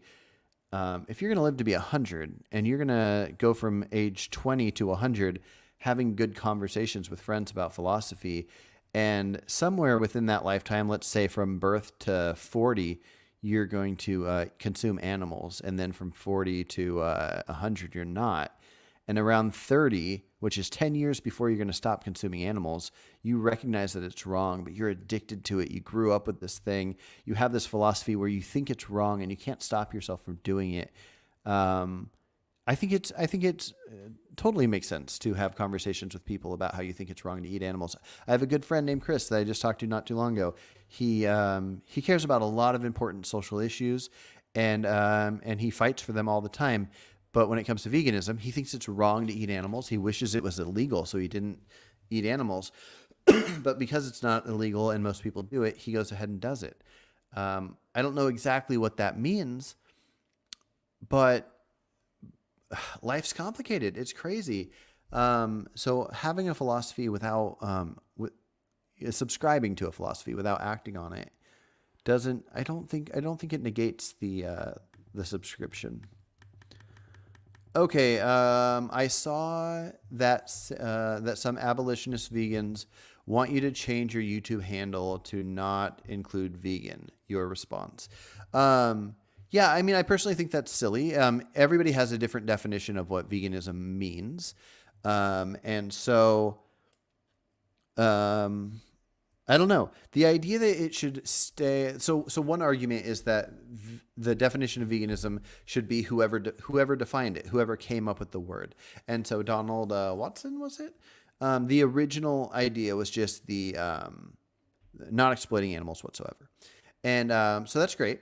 But what if the people that start a movement don't know a certain thing? What if they don't have an understanding of something? In fact, I don't think B12 was discovered until after veganism was discovered. Not that that changes anything. We still have the supplements, but knowledge changes a lot of things. If the word animals used, a lot of people will do this stupid joke. I think it's a joke. But anyways, they'll talk about how like babies shouldn't be able to have breast milk because breast milk comes from an animal because humans are animals. Well, obviously we're talking about other animals and not like what a human can give to its own offspring. So definitions change, words change. And so I think it's reasonable to change definitions when you want. In some cases it's good, in some cases it's bad. There's a lot of words where I think the definitions are bad. So it really just depends. But almost everybody I've talked to that thinks I should change my name and not have vegan in the title, I think they, for the most part, haven't thought through the reasoning for it. And I really wish they would come chat with me, and then we could figure it out. Maybe you can convince me. Maybe I can convince you to feel differently about certain things. But really, I think the biggest hang up is there's some popular idea right now amongst veganism that welfare is not a right. That welfare is somehow connected with utilitarianism, where a right is connected to deontology. And nobody is considering the welfare aspect of right. Like, and for anybody that didn't listen earlier, the law saying that nobody can just randomly punch me on the street, that's a right I have in law to not get punched. That's also welfare. If there was not a law to not get punched, then the welfare would be adding the law in. So they go hand in hand. So anyways, yeah, I'm not sure what to think when people tell me to change my name, but whatever. I actually have a list when I was starting this channel 3 months ago today, I think, or 3 months ago yesterday. When I was starting this channel, my wife told me not to name myself Reasonable Vegan because she thought it sounded very negative. But really, the name comes from the purpose of starting the channel was the vegans that were attacking Alex O'Connor. I thought they were being very unreasonable, and it made veganism look bad. So I made the channel in large part to defend Alex O'Connor and to be a reasonable vegan, not being unreasonable in attacks of Alex. So yeah, anyways. Let's see. Oh, that's funny. Next question says, do you think it's fair to say Alex O'Connor is not vegan because he consumes sentient animals currently, but may be vegan again as soon as he again stops eating them? So again, by my definition, Alex O'Connor is definitely vegan. Alex O'Connor is a human that extends moral consideration to animals. Now, if he decided for his own health or whatever that he's going to eat some fish, whatever he's doing, he extends moral consideration to animals. So maybe the word shouldn't be vegan. Maybe there should be another word that refers to extending moral consideration to animals. But I don't see any reason to not have that word fit, because it's silly for each of us to nitpick every different thing. So why don't we just make it to where none of us nitpick anything? Now we can have individual conversations with each other. Alex's friends and critics can be like, "Hey, why do you think it's okay to eat fish?" And then maybe convince them not to, maybe not. Um, but if every time somebody eats honey, but they're still a vegan and they get told they're not a vegan and all this stuff, it there's a spectrum. You have the absolute most vegan-like way to exist in your actions, and then the opposite of that, and that's the spectrum. And it makes sense for that to exist in that way.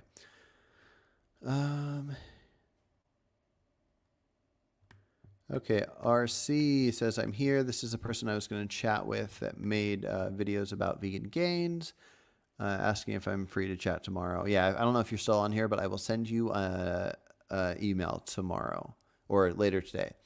Let's see. You said we should put rodenticide under our house because to protect the home, but not rodenticide to protect the food supply.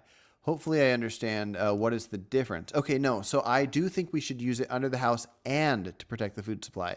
The challenge becomes if we intentionally put it to protect the food supply and then we start to see that we are causing more suffering for the food supply than the suffering that would come from killing animals to eat them. Now, this is one of the most complicated things that, so I learned about rodenticide from J.D. Garland. And this was one of the most challenging things that came to me is this idea of if we put out rodenticides and we could measure the suffering, and I don't think we can really measure the suffering, but in some way or another, we probably can based on the studies that probably shouldn't have happened on animals. If we can know that to get enough food to feed, 1 million people, to get enough food to feed them, if we could see that there was 50 units of suffering caused to rodents to get that food. And then we could see the amount of food it would take to feed animal products like cows and pigs and chickens to 1 million people. And we could measure the suffering from the cows and pigs and chickens. And let's say that was 20 units, or let's say 25 to make the math easier. So you got twice as much suffering to get this plant food. And this is not the case, but let's say it was the case. Then if the nutrition was equivalent, if eating either one just made you equally healthy, then the more moral thing must be, in my mind, and if I'm wrong, somebody please convince me, but the moral choice, the vegan choice, I think it would still be considered vegan, would be to eat those animals and only animals, strictly carnivore diet in this case. So it's not that we can't protect our food supply with rodenticides.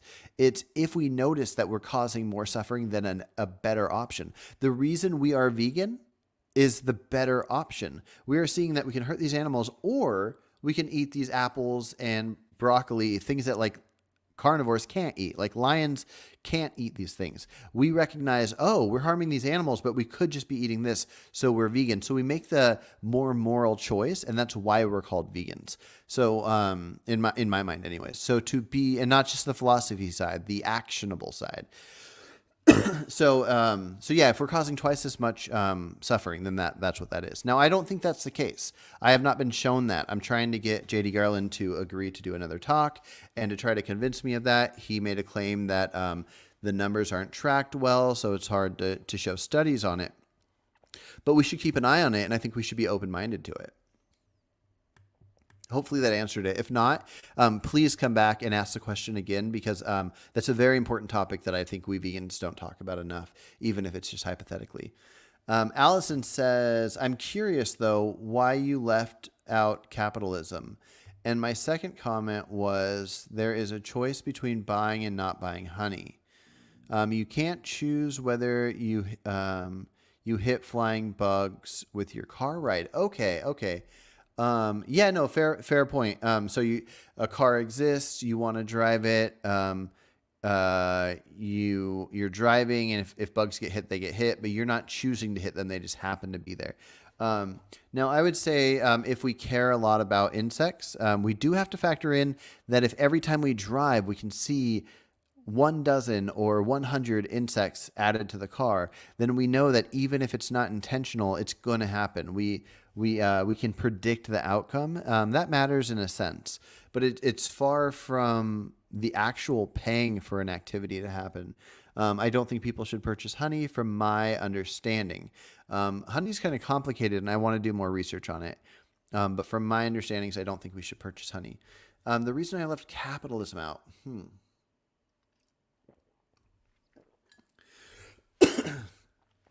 So capitalism's complicated. There's so many levels of capitalism that it would be impossible to break down. But I mean, if you have the basic idea of capitalism, where I'm on a cul-de-sac, there's like 6 houses here.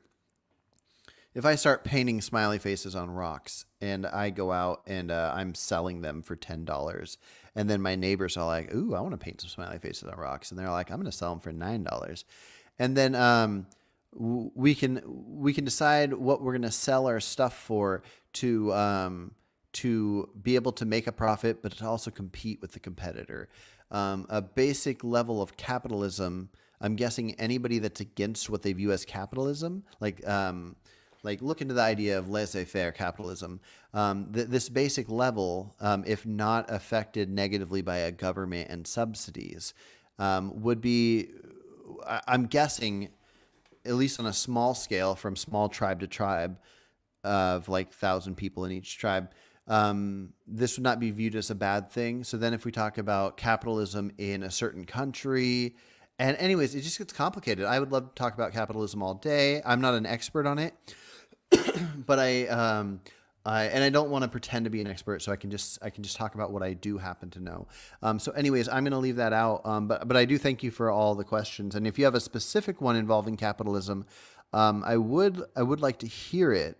I do think one of the biggest issues we have right now, and I think most meat eaters would agree, is the subsidies that goes into, like, say, factory farming or the milk industry. I think most people that are in favor of, I can't think of what it's called, the farming like with grass-fed ruminant animals and whatnot, but where it's not factory farms. Those people want the government to stop subsidizing the huge companies that do the factory farming and all that. And us vegans should not want those subsidies to happen either. The subsidies should go to probably organic fruit and vegetable farming or something. But again, I don't know enough about subsidies to really get into it, other than I wish the government would stay out of that part. AV says, has there been any response on continuing the conversation on crop deaths with Garland Farms? Do you think there will be a follow-up? Yeah, I think there will be. I hope so. Again, my friend Michael McCaffrey, that I'll be doing a new moral philosophy channel with, I really want to bring all the guests that I have over here over to that channel as well, to talk about vegan stuff there. And I'm going to try to do a big push to get Garland and Vegan Gains and Jim Bob and a handful of other Carnism Debunked, a handful of those guys to come do a talk with both of us, because I think it'll be interesting for us each to catch different elements that we forget to bring up. But yeah, hopefully Garland will. If you're on his channel, you should ask him to. I think he will. I haven't pushed too hard because I've been kind of busy, but I do ask him every once in a while. And the main issue was he brought up environmental stuff quite a bit, and I told him I didn't want to talk about environmental stuff, and that I'd rather focus on the ethics. And I think there was a misunderstanding, because in my mind, the idea of environmental stuff would be something like maybe theories. I know the word theories used differently when it comes to science. But the idea of a theory of, something like global warming, I don't really want to break into something like that. But if what he means by environmental stuff is like pesticides and how that affects the environment by like birds eating the pesticides, if we have direct numbers and causes and links to it, then I'll totally talk about that. So that might have been the misunderstanding that got in the way of Garland conversations. Okay, you didn't give consistent, let's see. Oh, you didn't give consent to be snapped out of existence, therefore it's immoral to kill you. No, I agree completely. I don't want to die. I think it should be illegal to kill me, and that's why I'm glad I'm in a society where it's illegal to kill me. Now, I extend that same want for legal rights for animals in a sense. I'm kind of on the fence about it, but I mostly feel like ultimately that is how I will feel, and I would want it to be put into law. But the reason I would save a human before an animal or a human before 10 animals in a burning building, which is complicated because there's a suffering involved. Fine. If I could save one human from being snapped to death versus 10 animals from being snapped to death, it's because of that not knowing if they have that care of existence like we humans have. So I just think it's worth thinking about. Angelo. I'm gonna go with Angelo. It's got to be Angelo, right? I've been saying Angelo, and that sounds like I'm saying that wrong. What is a more important value to you, self-preservation or well-being, not suffering? Important for determining what's more important, such as rights versus utilitarian applications. I guess it would depend on the amount of suffering. There's probably an amount of suffering I could go through where I would not care more about surviving. If I lived, let's say I was a slave, or I was the cattle of human cattle to like a alien species that came down. If I had a good understanding that I was likely going to be human cattle for 10 years or 5 years, and then I was going to be executed, I would probably rather not have the self-preservation. I would just rather die. It depends on the level of suffering. But again, I think it's different for animals. Okay, sorry for bombarding with questions, but can a sober person refer to themselves as doing sobriety if they're currently addicted to a drug? Don't worry about asking too many questions. I want to get to whichever questions come first, and you can ask all you want. I've been loving your questions. So a sober person cannot claim to, or sorry, can a sober person refer to themselves as doing sobriety if currently addicted to drugs? Yeah. So if you are not sober, but you're claiming to be sober, that would be lying. But if you hold a philosophy that it's wrong to drink and you drink, that just like you could think that you could think it's immoral to cause unhealthful harms to yourself. So I could think that it is wrong to have this one life and to cause harm to my own body. I don't know if I really consider that a moral issue or not, and then I could know that smoking cigarettes causes me harm. So I could have this moral stance that I subscribe to, that smoking cigarettes is immoral because it's harming my body. So that is my philosophy. But if I am addicted and I smoke a cigarette and then I go like a month without, but then I have a cigarette again, it's still my philosophy that I subscribe to. So if there was a word for people that think you shouldn't bring harm to your body, I think even smokers should use that term as who they are, as the philosophy they hold. Because what does it mean to say like I'm vegan? Because most vegans, or at least the ones I talk to online, will say veganism isn't a diet. It's this, that, and the other. And it's referring to the actions you do and the philosophy and so on and so forth. And there's a handful of details depending on who you talk to. And so it really just depends on what you want it to mean. If the restaurant was talking about food and they were talking about all the vegan options, they aren't talking about all the philosophical moral options. They're talking about each of these plates of food. The options they give at the restaurant are vegan options, only referring to the vegan diet. And so we just got to decide what we mean. And in my opinion, the philosophy is what makes sense. Oh yeah, that reminds me of a question I asked before I didn't tag you. Do you think we should separate animal rights from vegan to avoid animal rights being lumped into human rights? I'm not sure if I fully understand that. So animal rights. So I think veganism is connected to animal rights. If veganism is referring to the philosophy. Now if you mean because I'm saying veganism's the philosophy, well, where animal rights would be a push for action. No, I think it's all connected. I mean, it's part of the vegan philosophy of extending morals to animals would also be connected to fighting for welfare. Fighting, like, probably one of the most important things we could do is discussing with non-vegans ideas of what should change to make conditions better for animals while it's still legal to kill them. And then also separately, we should be trying to turn people into vegans by getting them to at least harm less animals or none. So yeah, I think it should all be connected. I think, but maybe I misunderstood that question. But oh, you did extend more there. You said because there's people who are let's see, so intended on making veganism about things other than animals.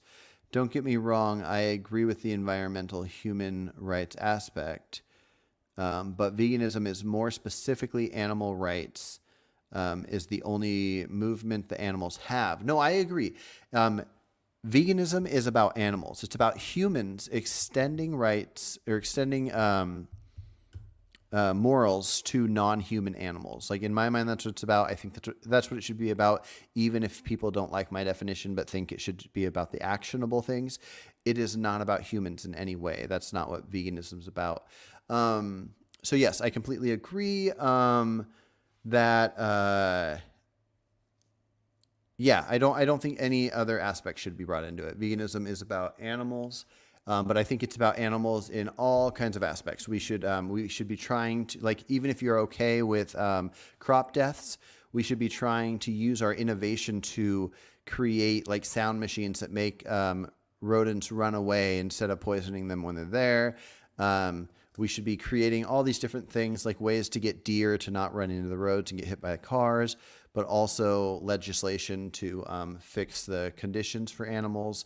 To make it so PetSmart can't sell all these guinea pigs and gerbils and birds, and there's so many aspects. But as long as it involves animal ethics, I think it should fit into veganism.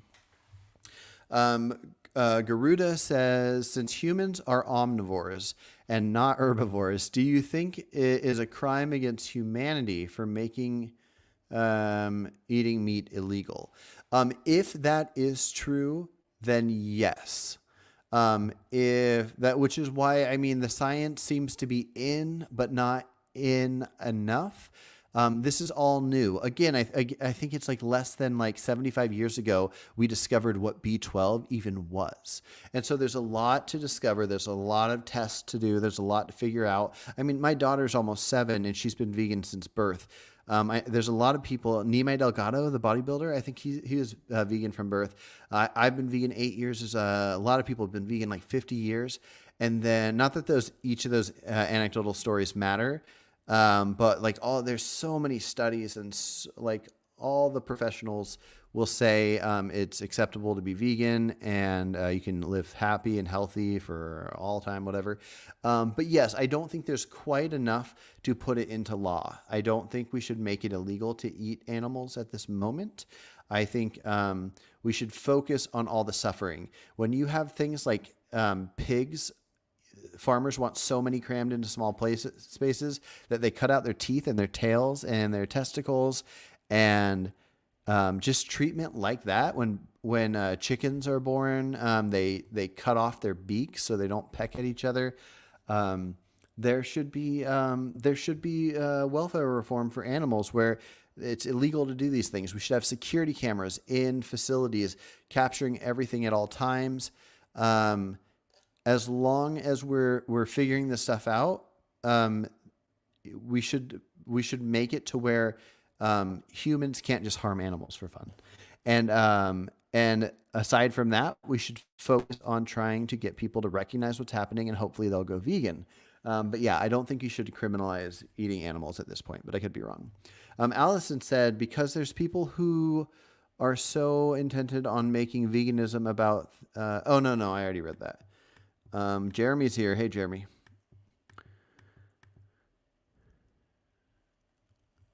Let's see. Vegan Poetry said, you can't guarantee there won't be suffering in the world. However, you can legislate, philosophize that sentient beings ought to be free from human exploitation on the basis of sentience. Yeah, no, I totally agree.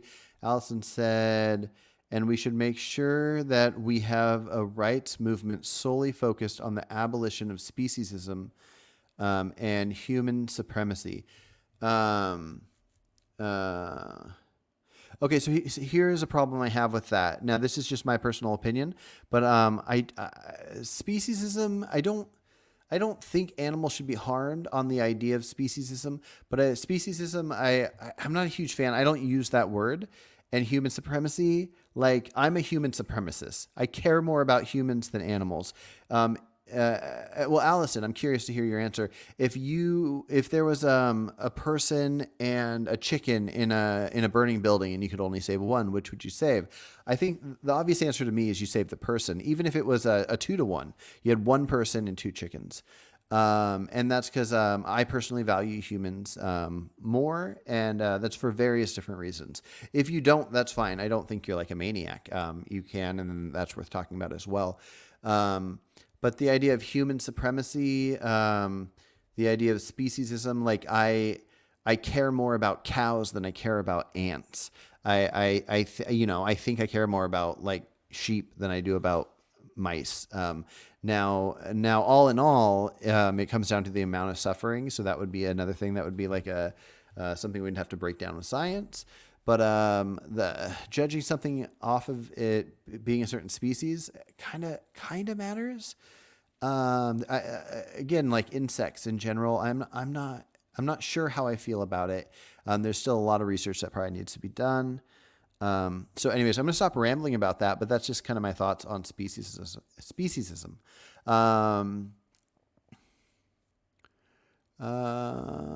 There we go.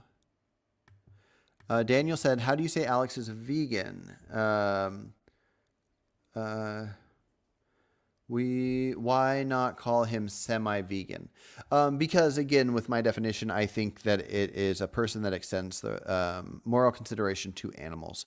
So whether you act on that fully or not, doesn't matter to me in the sense of the definition of the word. It matters to me in a sense because it matters to me if somebody does something harmful to others. I don't think they should. There's a lot of wrong things people do that matter to me. But as far as the definition goes, I want to call him that. And even if I didn't, I would think of him very fondly. Yeah. To make it more clear of what it means. Sorry for all the questions. No worries. Ask all the questions. Is there another word you can think of that is analogous to what you mean by veganism? In the same way that speciesist is analogous to racist. Is there another word you can think of?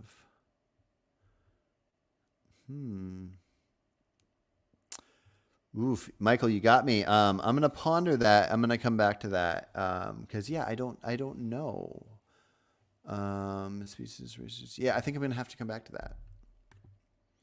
Or when we chat day after tomorrow, remind me to answer that in person or in internet person. Let's see.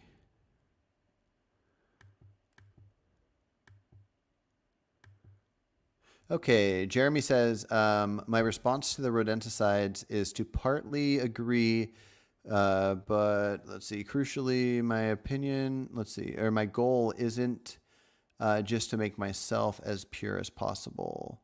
It's to promote the system that can minimize harm and maximize well-being across the world. Nice. I like that. I mostly agree.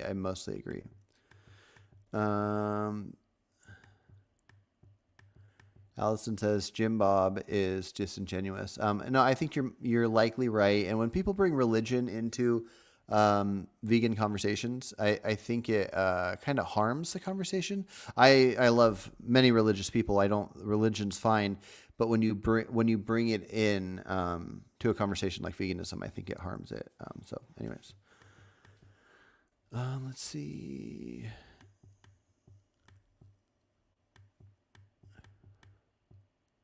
I'm looking for any of the comments that are directed at me directly. Do you think someone can call themselves vegan if they follow a vegan diet 95% of the time and allow occasional cheats for special occasions, even knowing the food isn't necessary for them? Yeah, I do. I do. It's like the question is like, do you think somebody can be a good person if they're not always good? Yeah, I mean, it depends on what you mean by good person, depends on what you mean by veganism or by being vegan. Um, but yeah, I mean, any little bit's better than any like less little bit. Doing good things is good. Anything that you could do that's bad, if you do less of it, that's good. Like, so we each are the only things that we can control for the most part. Like, we're on this earth from when we're born to when we're dead. We're going to do a certain amount of things. Some of those will be good. Some will be bad. Some of those will help others. Some will harm others. And we got to do the best we can do. I don't think we should sit and dwell on how horrible of things we're doing, but we should constantly be trying to be the best we can be. And you can't do everything. Even if you're trying the absolute best you could be, at some point you're kind of harming yourself by not, if you're trying to focus on every second of your life trying to take care of people and fix situations, then you wouldn't be sleeping, and that wouldn't be good for you. And so anyways, life's complicated. But yeah. Okay. And then, so Wendy said, I'm assuming the answer is yes, but I wanted to be specific to get your specific answer. Yeah. Yeah, no, I think so. Especially with the definition I view that as, not your mom, not your milk says the pioneers would be turning in their graves.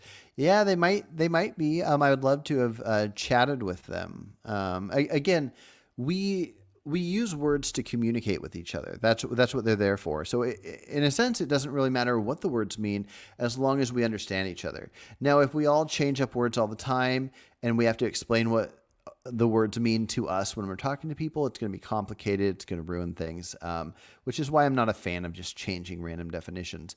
But really, it comes down to, what do we mean? What do each of us mean when we're talking? And somebody having a definition that's slightly different than another's, it doesn't really mean anything in the long run. So yeah.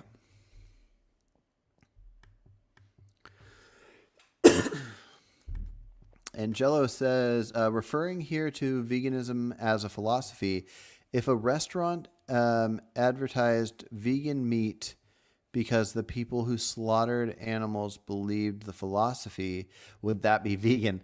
No, I like it. I love these challenges. That's great. No, so having a strict vegan diet would mean that it doesn't involve animals. It wouldn't, like, now I'm coming up with my own definition. So somebody could come up with the definition for vegan diet referring to whoever prepared the food. Are they vegans?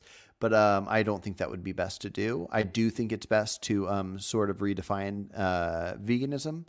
I don't think it's best to redefine vegan diet to mean who prepared the food. But that is an interesting challenge. I'm glad you brought that up.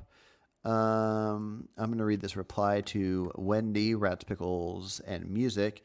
I would consider a person who is 95% adherent, flexitarian, or plant-based if one is against injustice. You are not truly against injustice if you make avoidable exceptions.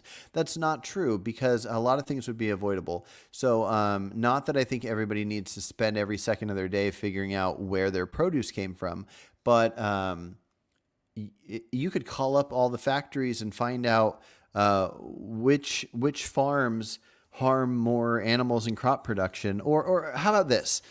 We can find out easily, I believe. And I think the answer is that foods that grow on trees cause less harm than foods that grow on the ground. So carrots, potatoes in the ground, onions in the ground. On trees would be like avocados, apples, bananas. They're all a bunch of nuts. I'm guessing if you just took all the tree food, and vegans cut out all the ground food, you could be perfectly healthy. Avocados, nuts, apples, all those things that come from trees. Yeah, you could probably be perfectly fine. The amount of harm and suffering caused to animals growing food in the ground is wild amounts worse than in trees. So, in the same sense of this person that said this to Wendy, if you're against injustice, and are, if you're truly against it, then you would not make avoidable exceptions. So same thing would go for these other things. The problem is you're referring to something that's widely talked about. So Wendy, I believe, was talking about, and if she didn't mention it here, was probably talking about the idea of eating fish, but not eating other animals. That's widely known by vegans as something not to do because the general consensus right now is that fish feel pain, which is likely true, and I don't think people should necessarily eat fish. But it's not as talked about that tree food causes less suffering than underground food. So what you're calling easily avoidable exceptions is going to depend on how much research you do and how much time you have and what your thoughts are and all these different things. So it's complicated. I'm not trying to make excuses for people, but I also just think do your best. Just do your best and don't get down on the idea of somebody thinking you're not doing something perfect. I've eaten meat in my life. I spent many years, like 20 plus years, eating meat. That sounds pretty horrible, huh? And so somebody that right now is 95% vegan, that let's say they go the rest of their lives only being 95% vegan, that compared to what they're allowed to do, what they legally can do, they are helping less suffering happen. That's the thing. Suffering is going to happen in the world, but we don't have to cause it. And the less we cause, the better. And none of us need to get gold medals for being 100% vegan or being 95% vegan or whatever. It just really comes down to if you think it matters that things suffer or not. Doing your best to not cause some suffering. Even if you were going to cause suffering to a billion things during the rest of your life, if you were able to make one of those billion not suffer, that's great. So anyways, there's that. AV says, FYI, Nima Delgado has not been vegan since birth. He has been vegan since 2014, vegetarian since birth. Okay, good to know. Cool.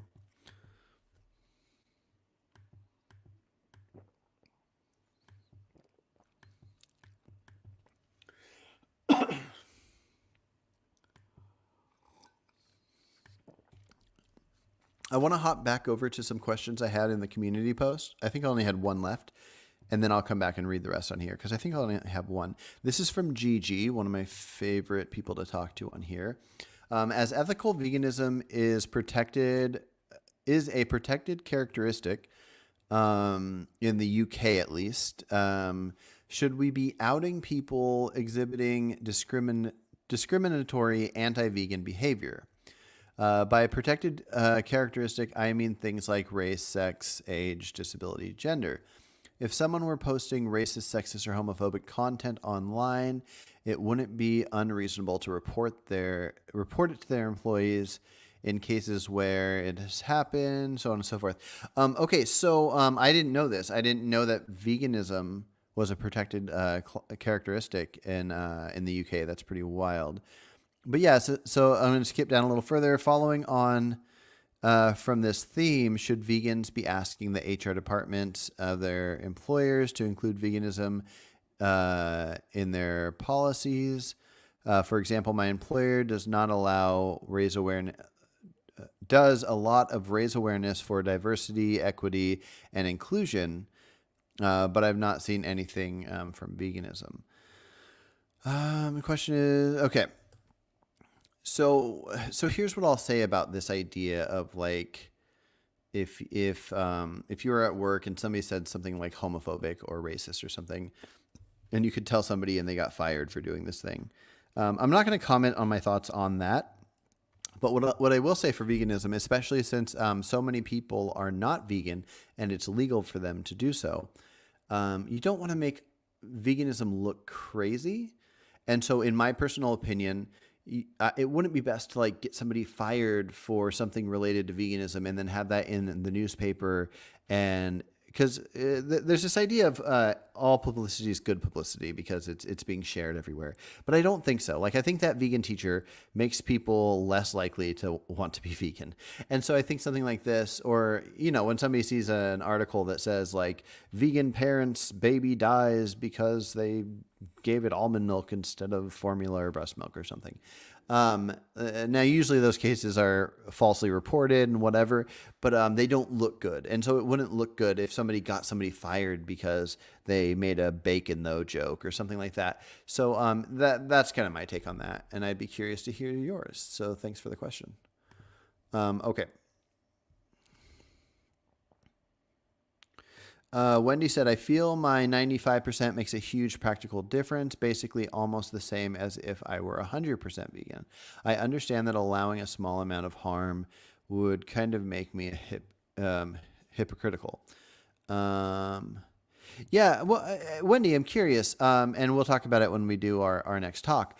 But is the 5% just because of like addiction, like you miss certain things and so you're eating 5% to kind of stay sane? Or is it 5% because you honestly are convinced about the health aspects of like, I think we talked about eggs or fish in the past. So I'd be curious out of those things. Again, not that it matters. I think the 95% you're doing is great. I like other people should do 95%. 95 is so good. But I'm curious the reason. Daniel says, you say veganism is not about humans, but think it's humans. Humans have consciousness to evolve better ways, so they are involved in veganism. They invented the word after all. No, I just mean it's not about like some people will say that if there's a human cause where humans are being hurt by something, that's part of veganism. Humans are involved. The philosophy or actions of veganism are what humans do or do not do to non-human animals. They're involved. It's just not a movement about if humans are okay. So it's kind of like when people talk about abortion, they'll say like, oh, like they'll talk about foster care or adoption places, and they'll say like, oh, like all these babies are being stuck in the system where they're going to grow up to do drugs or whatever. And so that could be something that's connected to that.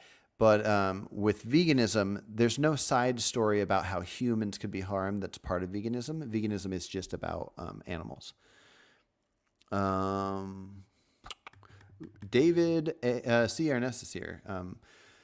Why do you want to use the label vegan to mean flexitarian? Why don't you use the word flexitarian and that's it?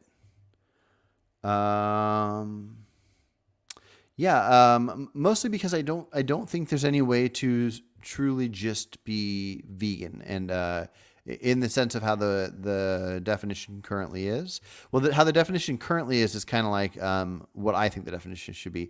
The Vegan Society definition right now says has the word seeks in there, meaning that you're seeking to do this thing.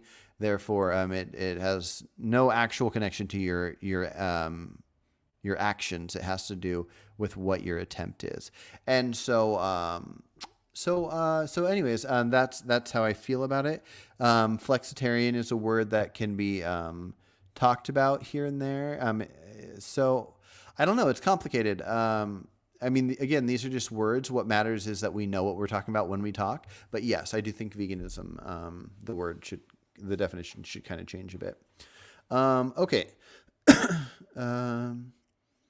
I know Carson disagrees. To me, veganism is extending our circle of compassion as far as practicably possible, which means as far as possibly possible. 95% against oppression isn't going to the logical conclusion. Yes, but I mean, okay. So Alex was talking about this the other day. He bought a razor to shave his face because of his stubble, but he could have spent that $10 to send it to a charity. So in the same sense of our circle of compassion, 95%, whatever, if you looked at all the possible things we could do, imagine you could focus on your health first. So let's say you get a full 8 hours of sleep, eat all the best foods, be the healthiest you can be, and you have like the right amount of money. Now imagine all the time you have left in any given day. Imagine like the rest of your life. If you mapped out the best things you could do for being compassionate to humans and animals, and the ultimate best thing you can do while you're on this earth. If you achieve 95% of that, not that that's what Wendy's claiming to do in general, but I'm just saying with this big hypothetical I have, if you achieve 95% about that, that's amazing. Most people that even want to achieve some wild amounts of good deeds, it probably wouldn't be anywhere near 75% of what they're capable of. And so just having these wild high standards, I just think are complicated. Wendy says, great question to Angelo, and I might have missed the question. So if you could at me on that, I will try to respond to it. Okay, I'm going to skip down a little bit.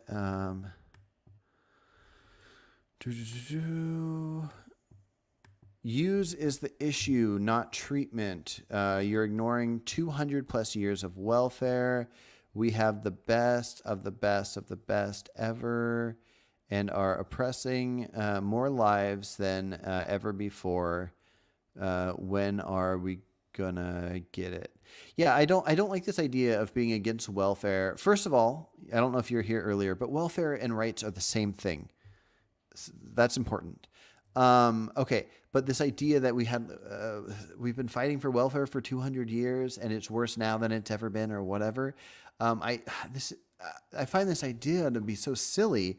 Because, I don't know where people thought fighting for welfare started or whatever, but the inventions of being able to do, like companies want to make money. They're going to do what they can do to make money, and that's just what they're going to do. So if they figure out ways to kill more animals, to sell the animal products to people, they're going to do that. And the fact that before that existed, some people were fighting for welfare for animals, and then when this existed, now more animals are being harmed, and people are also still fighting for welfare. It doesn't mean that there's like a certain style of fighting for welfare that doesn't work or something. You just can't decide that conclusion that way. It's just ridiculous. I don't think there's any reason to make that claim. If you look at anything in history, anything involving going from bad to good, going from not having rights to having rights, having freedoms from your government, like having the freedom of speech where you can talk bad about Biden or Trump or whoever you want to talk bad about, and you don't get killed for treason. You're like given this extra right from the government. You can have all these things about how women used to not have many rights at all, and people used to be enslaved, and all these different things. And then slowly over time, we're changing all these laws and making things better. And we need to do the same thing for animals. But to just go, okay, so with humans, everything for all of human history, we watched it get better, better, better. But for animals, we're not going to try to make anything better. We're just going to try to magically make veganism take over. Anyways, it's just silly to me. I can write it, make a difference.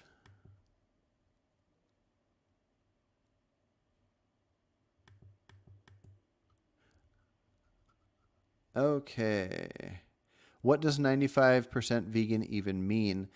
So I think what Wendy's referring to is, I'm sure Wendy's okay with me talking about this because she's been on my channel talking for, we had like 3 actual talks, but I've been talking in comments and whatnot since I started the channel.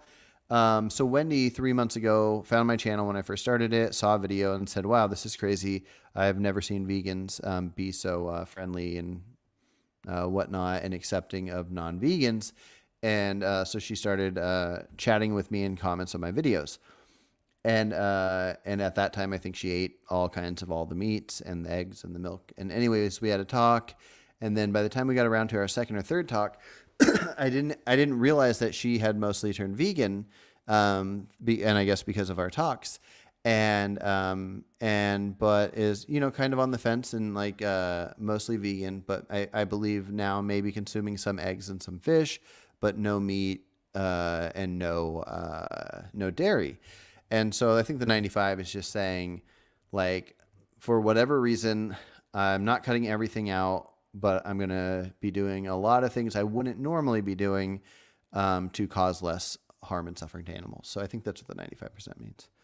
But Wendy can answer it herself in this comment where it says, I will say sometimes someone's best is less than 100%, depending on circumstance. No, I agree 100%. Jeremy says, yeah, the question is which actions are morally better or worse needs to be strongly separated from which people are morally better or worse. Yeah.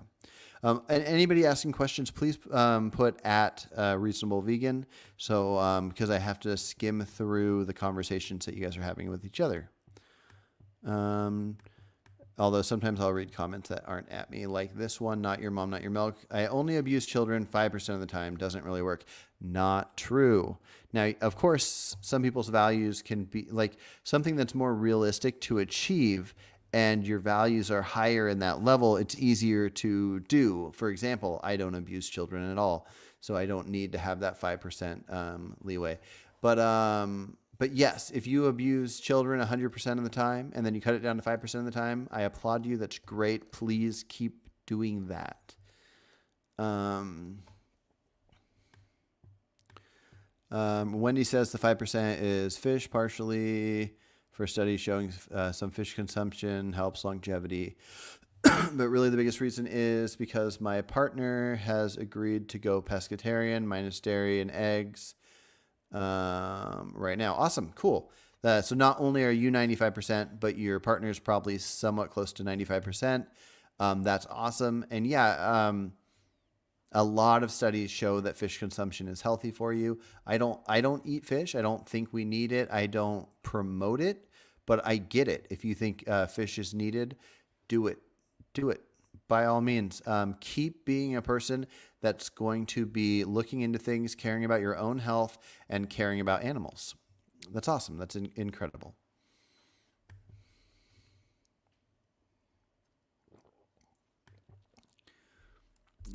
Let's see.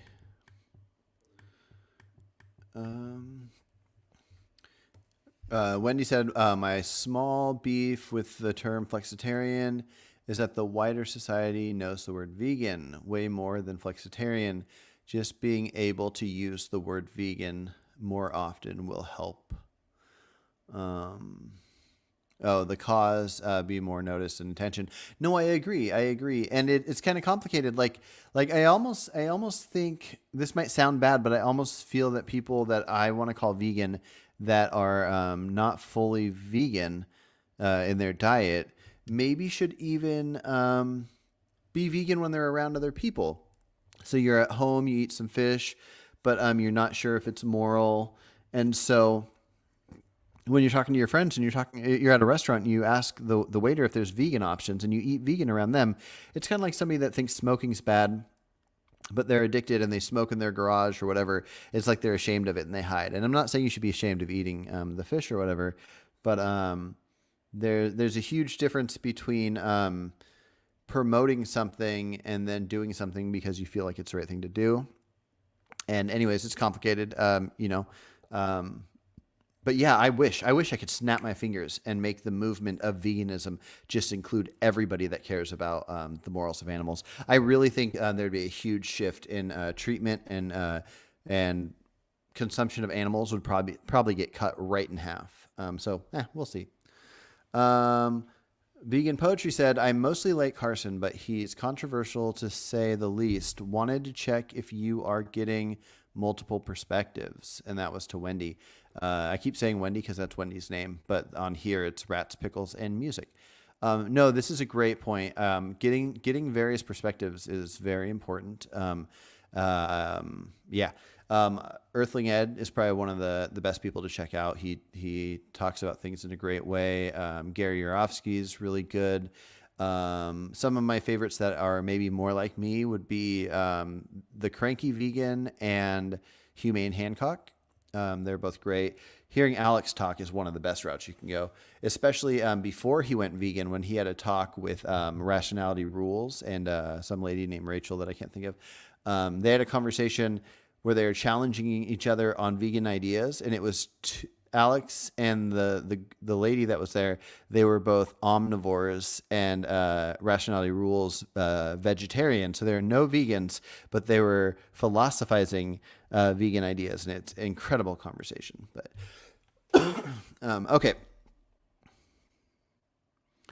Those guys are talking to each other. I'm going to skip that. Garuda says, isn't feeding animals in a sanctuary a waste of resources, and contradicts the solving world hunger argument when the animals are not eaten. Okay, so this is complicated. I personally like to stay away from anything that's on a huge scale. So when people talk about it's unrealistic to have the whole world be vegan because of how much land we have, and then the other side will say, it's unrealistic to have the whole world eat meat because of how much land we take up to feed livestock. And then something like this where we're solving world hunger. I don't know the answers of what to do with the world. I care about the ethics. I care about ethics in general, but ethics with animals. So in some cases, like what I mentioned about cats earlier, like aside from you with your family cats that you view as family, like let's just say stray cats, it might be best to say that domesticated cats are going to become an illegal thing to own in the year 2050. And until then, all stray cats are going to be humanely put down. They're going to be euthanized. That might be the best thing. Not feeding all the stray cats in the world animal products from animals that have to be raised and killed for them. You can say that you can have vegan cats, which I don't know all the details on that, but I can tell you that the Humane Society and all the stray cats and whatever, they're not being fed anything but animals that are raised and killed for them. So putting them down is probably good. So the same thing might go for the sanctuary stuff that you're talking about. So I don't know. That's the best I can do right now, though. Vegan Pundit says welfare and rights are the same thing. Yes, no, I think that might be you agreeing with me, or you might be saying that I'm crazy. I don't know. But either way, Rich, it's nice to see you. I'm glad that Allison and Wendy are talking on here. That's pretty cool. Wendy, you're going to be back on the podcast soon. Allison, if you ever want to come on the podcast and take me up on that offer for doing a video for starting your channel, let me know. And I could probably set up a talk where me, you, and Wendy talk together as well. Let's see. Okay.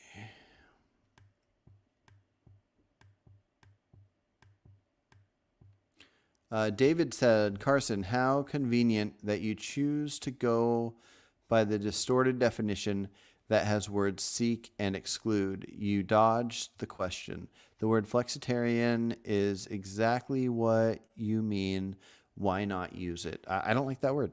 I don't have any interest in that word. I don't dislike the word. I don't know. I like it and dislike it. I think veganism should be extended further. But if somebody's referring to a diet specifically, throwing flexitarian in there is good.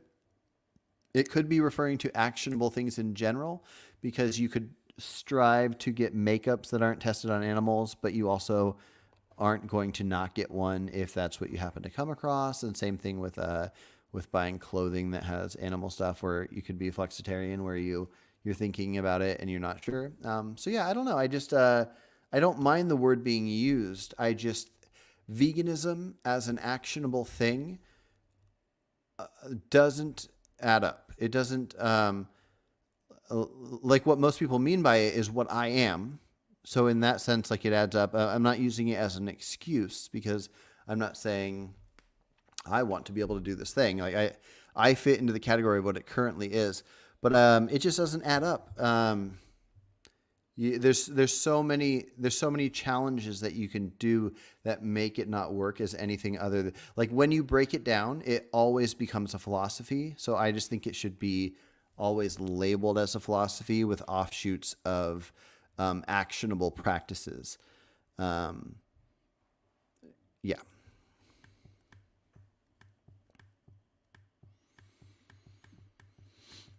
Okay, David said, if you abuse children less, then you're entitled to call yourself a non-child abuser.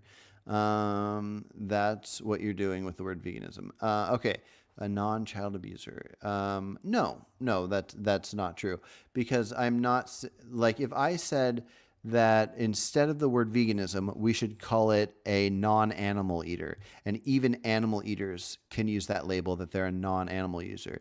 That or non-animal eater, user, whatever. Then that's what that would mean, or whatever. No, I'm saying that the word vegan, that the word the word veganism should at very least be a philosophy. And that philosophy means that you extend moral consideration to non-human animals. So no, that doesn't add up. I see where you're coming from. It doesn't add up.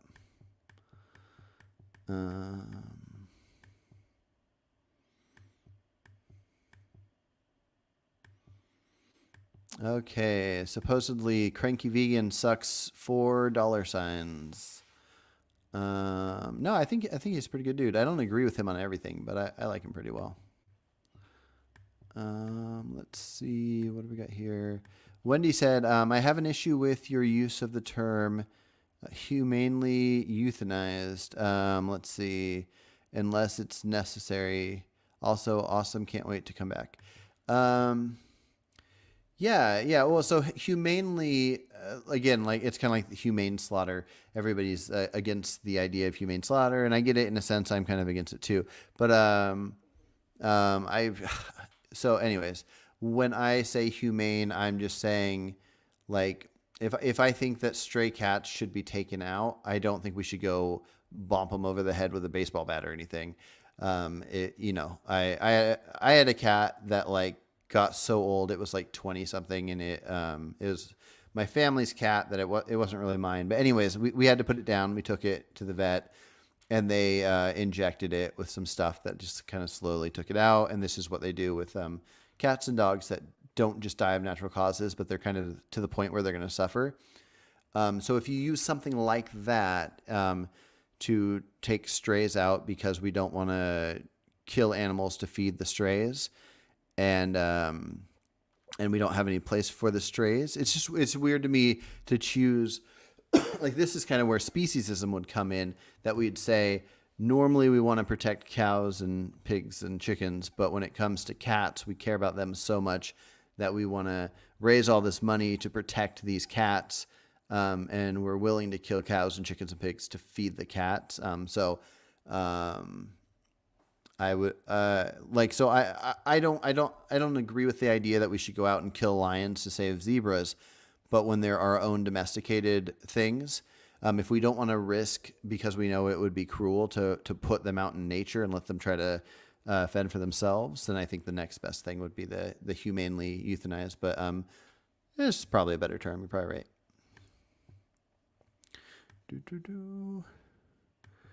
Actionable practices are already accounted for in the official vegan definition to extend possible and practicable. But that comes right after the word seeks, which I think is good. I actually think the actionable practices should be left out. Maybe there should be like a caveat or disclaimer adding what you should strive for. But yeah, I don't know.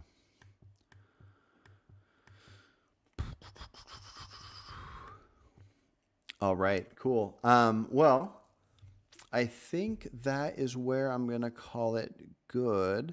If anybody's watching that wants to come on the channel, wants to do a little side-by-side chatting on here, challenge some stuff, hop on here whenever you want. Well, I mean, can't hop on now. Well, actually, if anybody wants to hop on right now, they can. Let me know, and I'll send you a link. But aside from hopping on right now at this very second, just send me an email. My email's in the About section on my channel. But again, I seem to clash with some people here and there, but I care about animals. I want to fight for animals' rights. And so that's what I'm going to continue to do. And I'd love to hear any thoughts if you disagree with me to help me kind of figure out the best approach of how to go with this kind of stuff. I want to also point out, if I can find it, tomorrow. Where is it? So tomorrow at 9 a.m., I'm going to be chatting with Akash. It's somebody that has been following the channel for a while, and he sent me a list of 10 different questions he wants to challenge me on, and they're all awesome, great questions, and they're all actually very different from the ones today. And so that's going to be a good one to hop in on, and you can ask both me and him questions during that live stream tomorrow at 9 a.m. PST. And then, let's see, also tomorrow at 1 p.m., I'll be talking to a guy named Jeremy Smith. I believe he's also vegan. And then me and Michael McCaffrey will be chatting Sunday morning, 8 a.m., probably for about 2 hours or so. And we're going to be doing a live stream reaction to Cosmic Skeptic talking to Peter Singer. And that's going to be a really cool one. I'm excited to go through that because I think that was a very interesting conversation. And then there's another one after that with another fellow vegan tomorrow Sunday at 11. But anyways, thanks for watching, guys. It helps the channel if anybody likes my stuff well enough to copy and paste into like social medias, share with others. Links to my videos, to my channel, ask people to subscribe. It's really cool to see this stuff grow and to share these ideas with people. And hopefully some people can open up their ideas to the idea of not harming animals. And I'm currently in the works with talking to a handful of people that live in my city. And we're going to set up some table talks where we have a banner that has...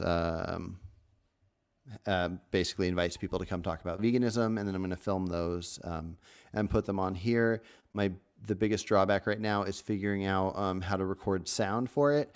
But even if I can't do videos for here, I do want to talk to people about this topic. And so I think that's the most important thing we can do. One of the questions that somehow disappeared from that list of questions is, what's the best thing we can do as vegans? And it's conversations. It's whether it's recorded conversations that you put up on YouTube or whatnot, just finding people, vegan or not vegan, and have conversations. Conversations lead to change. When conversations branch off and everybody's talking about it, that's what leads politicians to want to make change. That way we vote for the politicians. And the only way we can get to that level is if we all chat about this different stuff and get to that level. But yeah, anyways, you guys are all great. Thanks for watching and take care.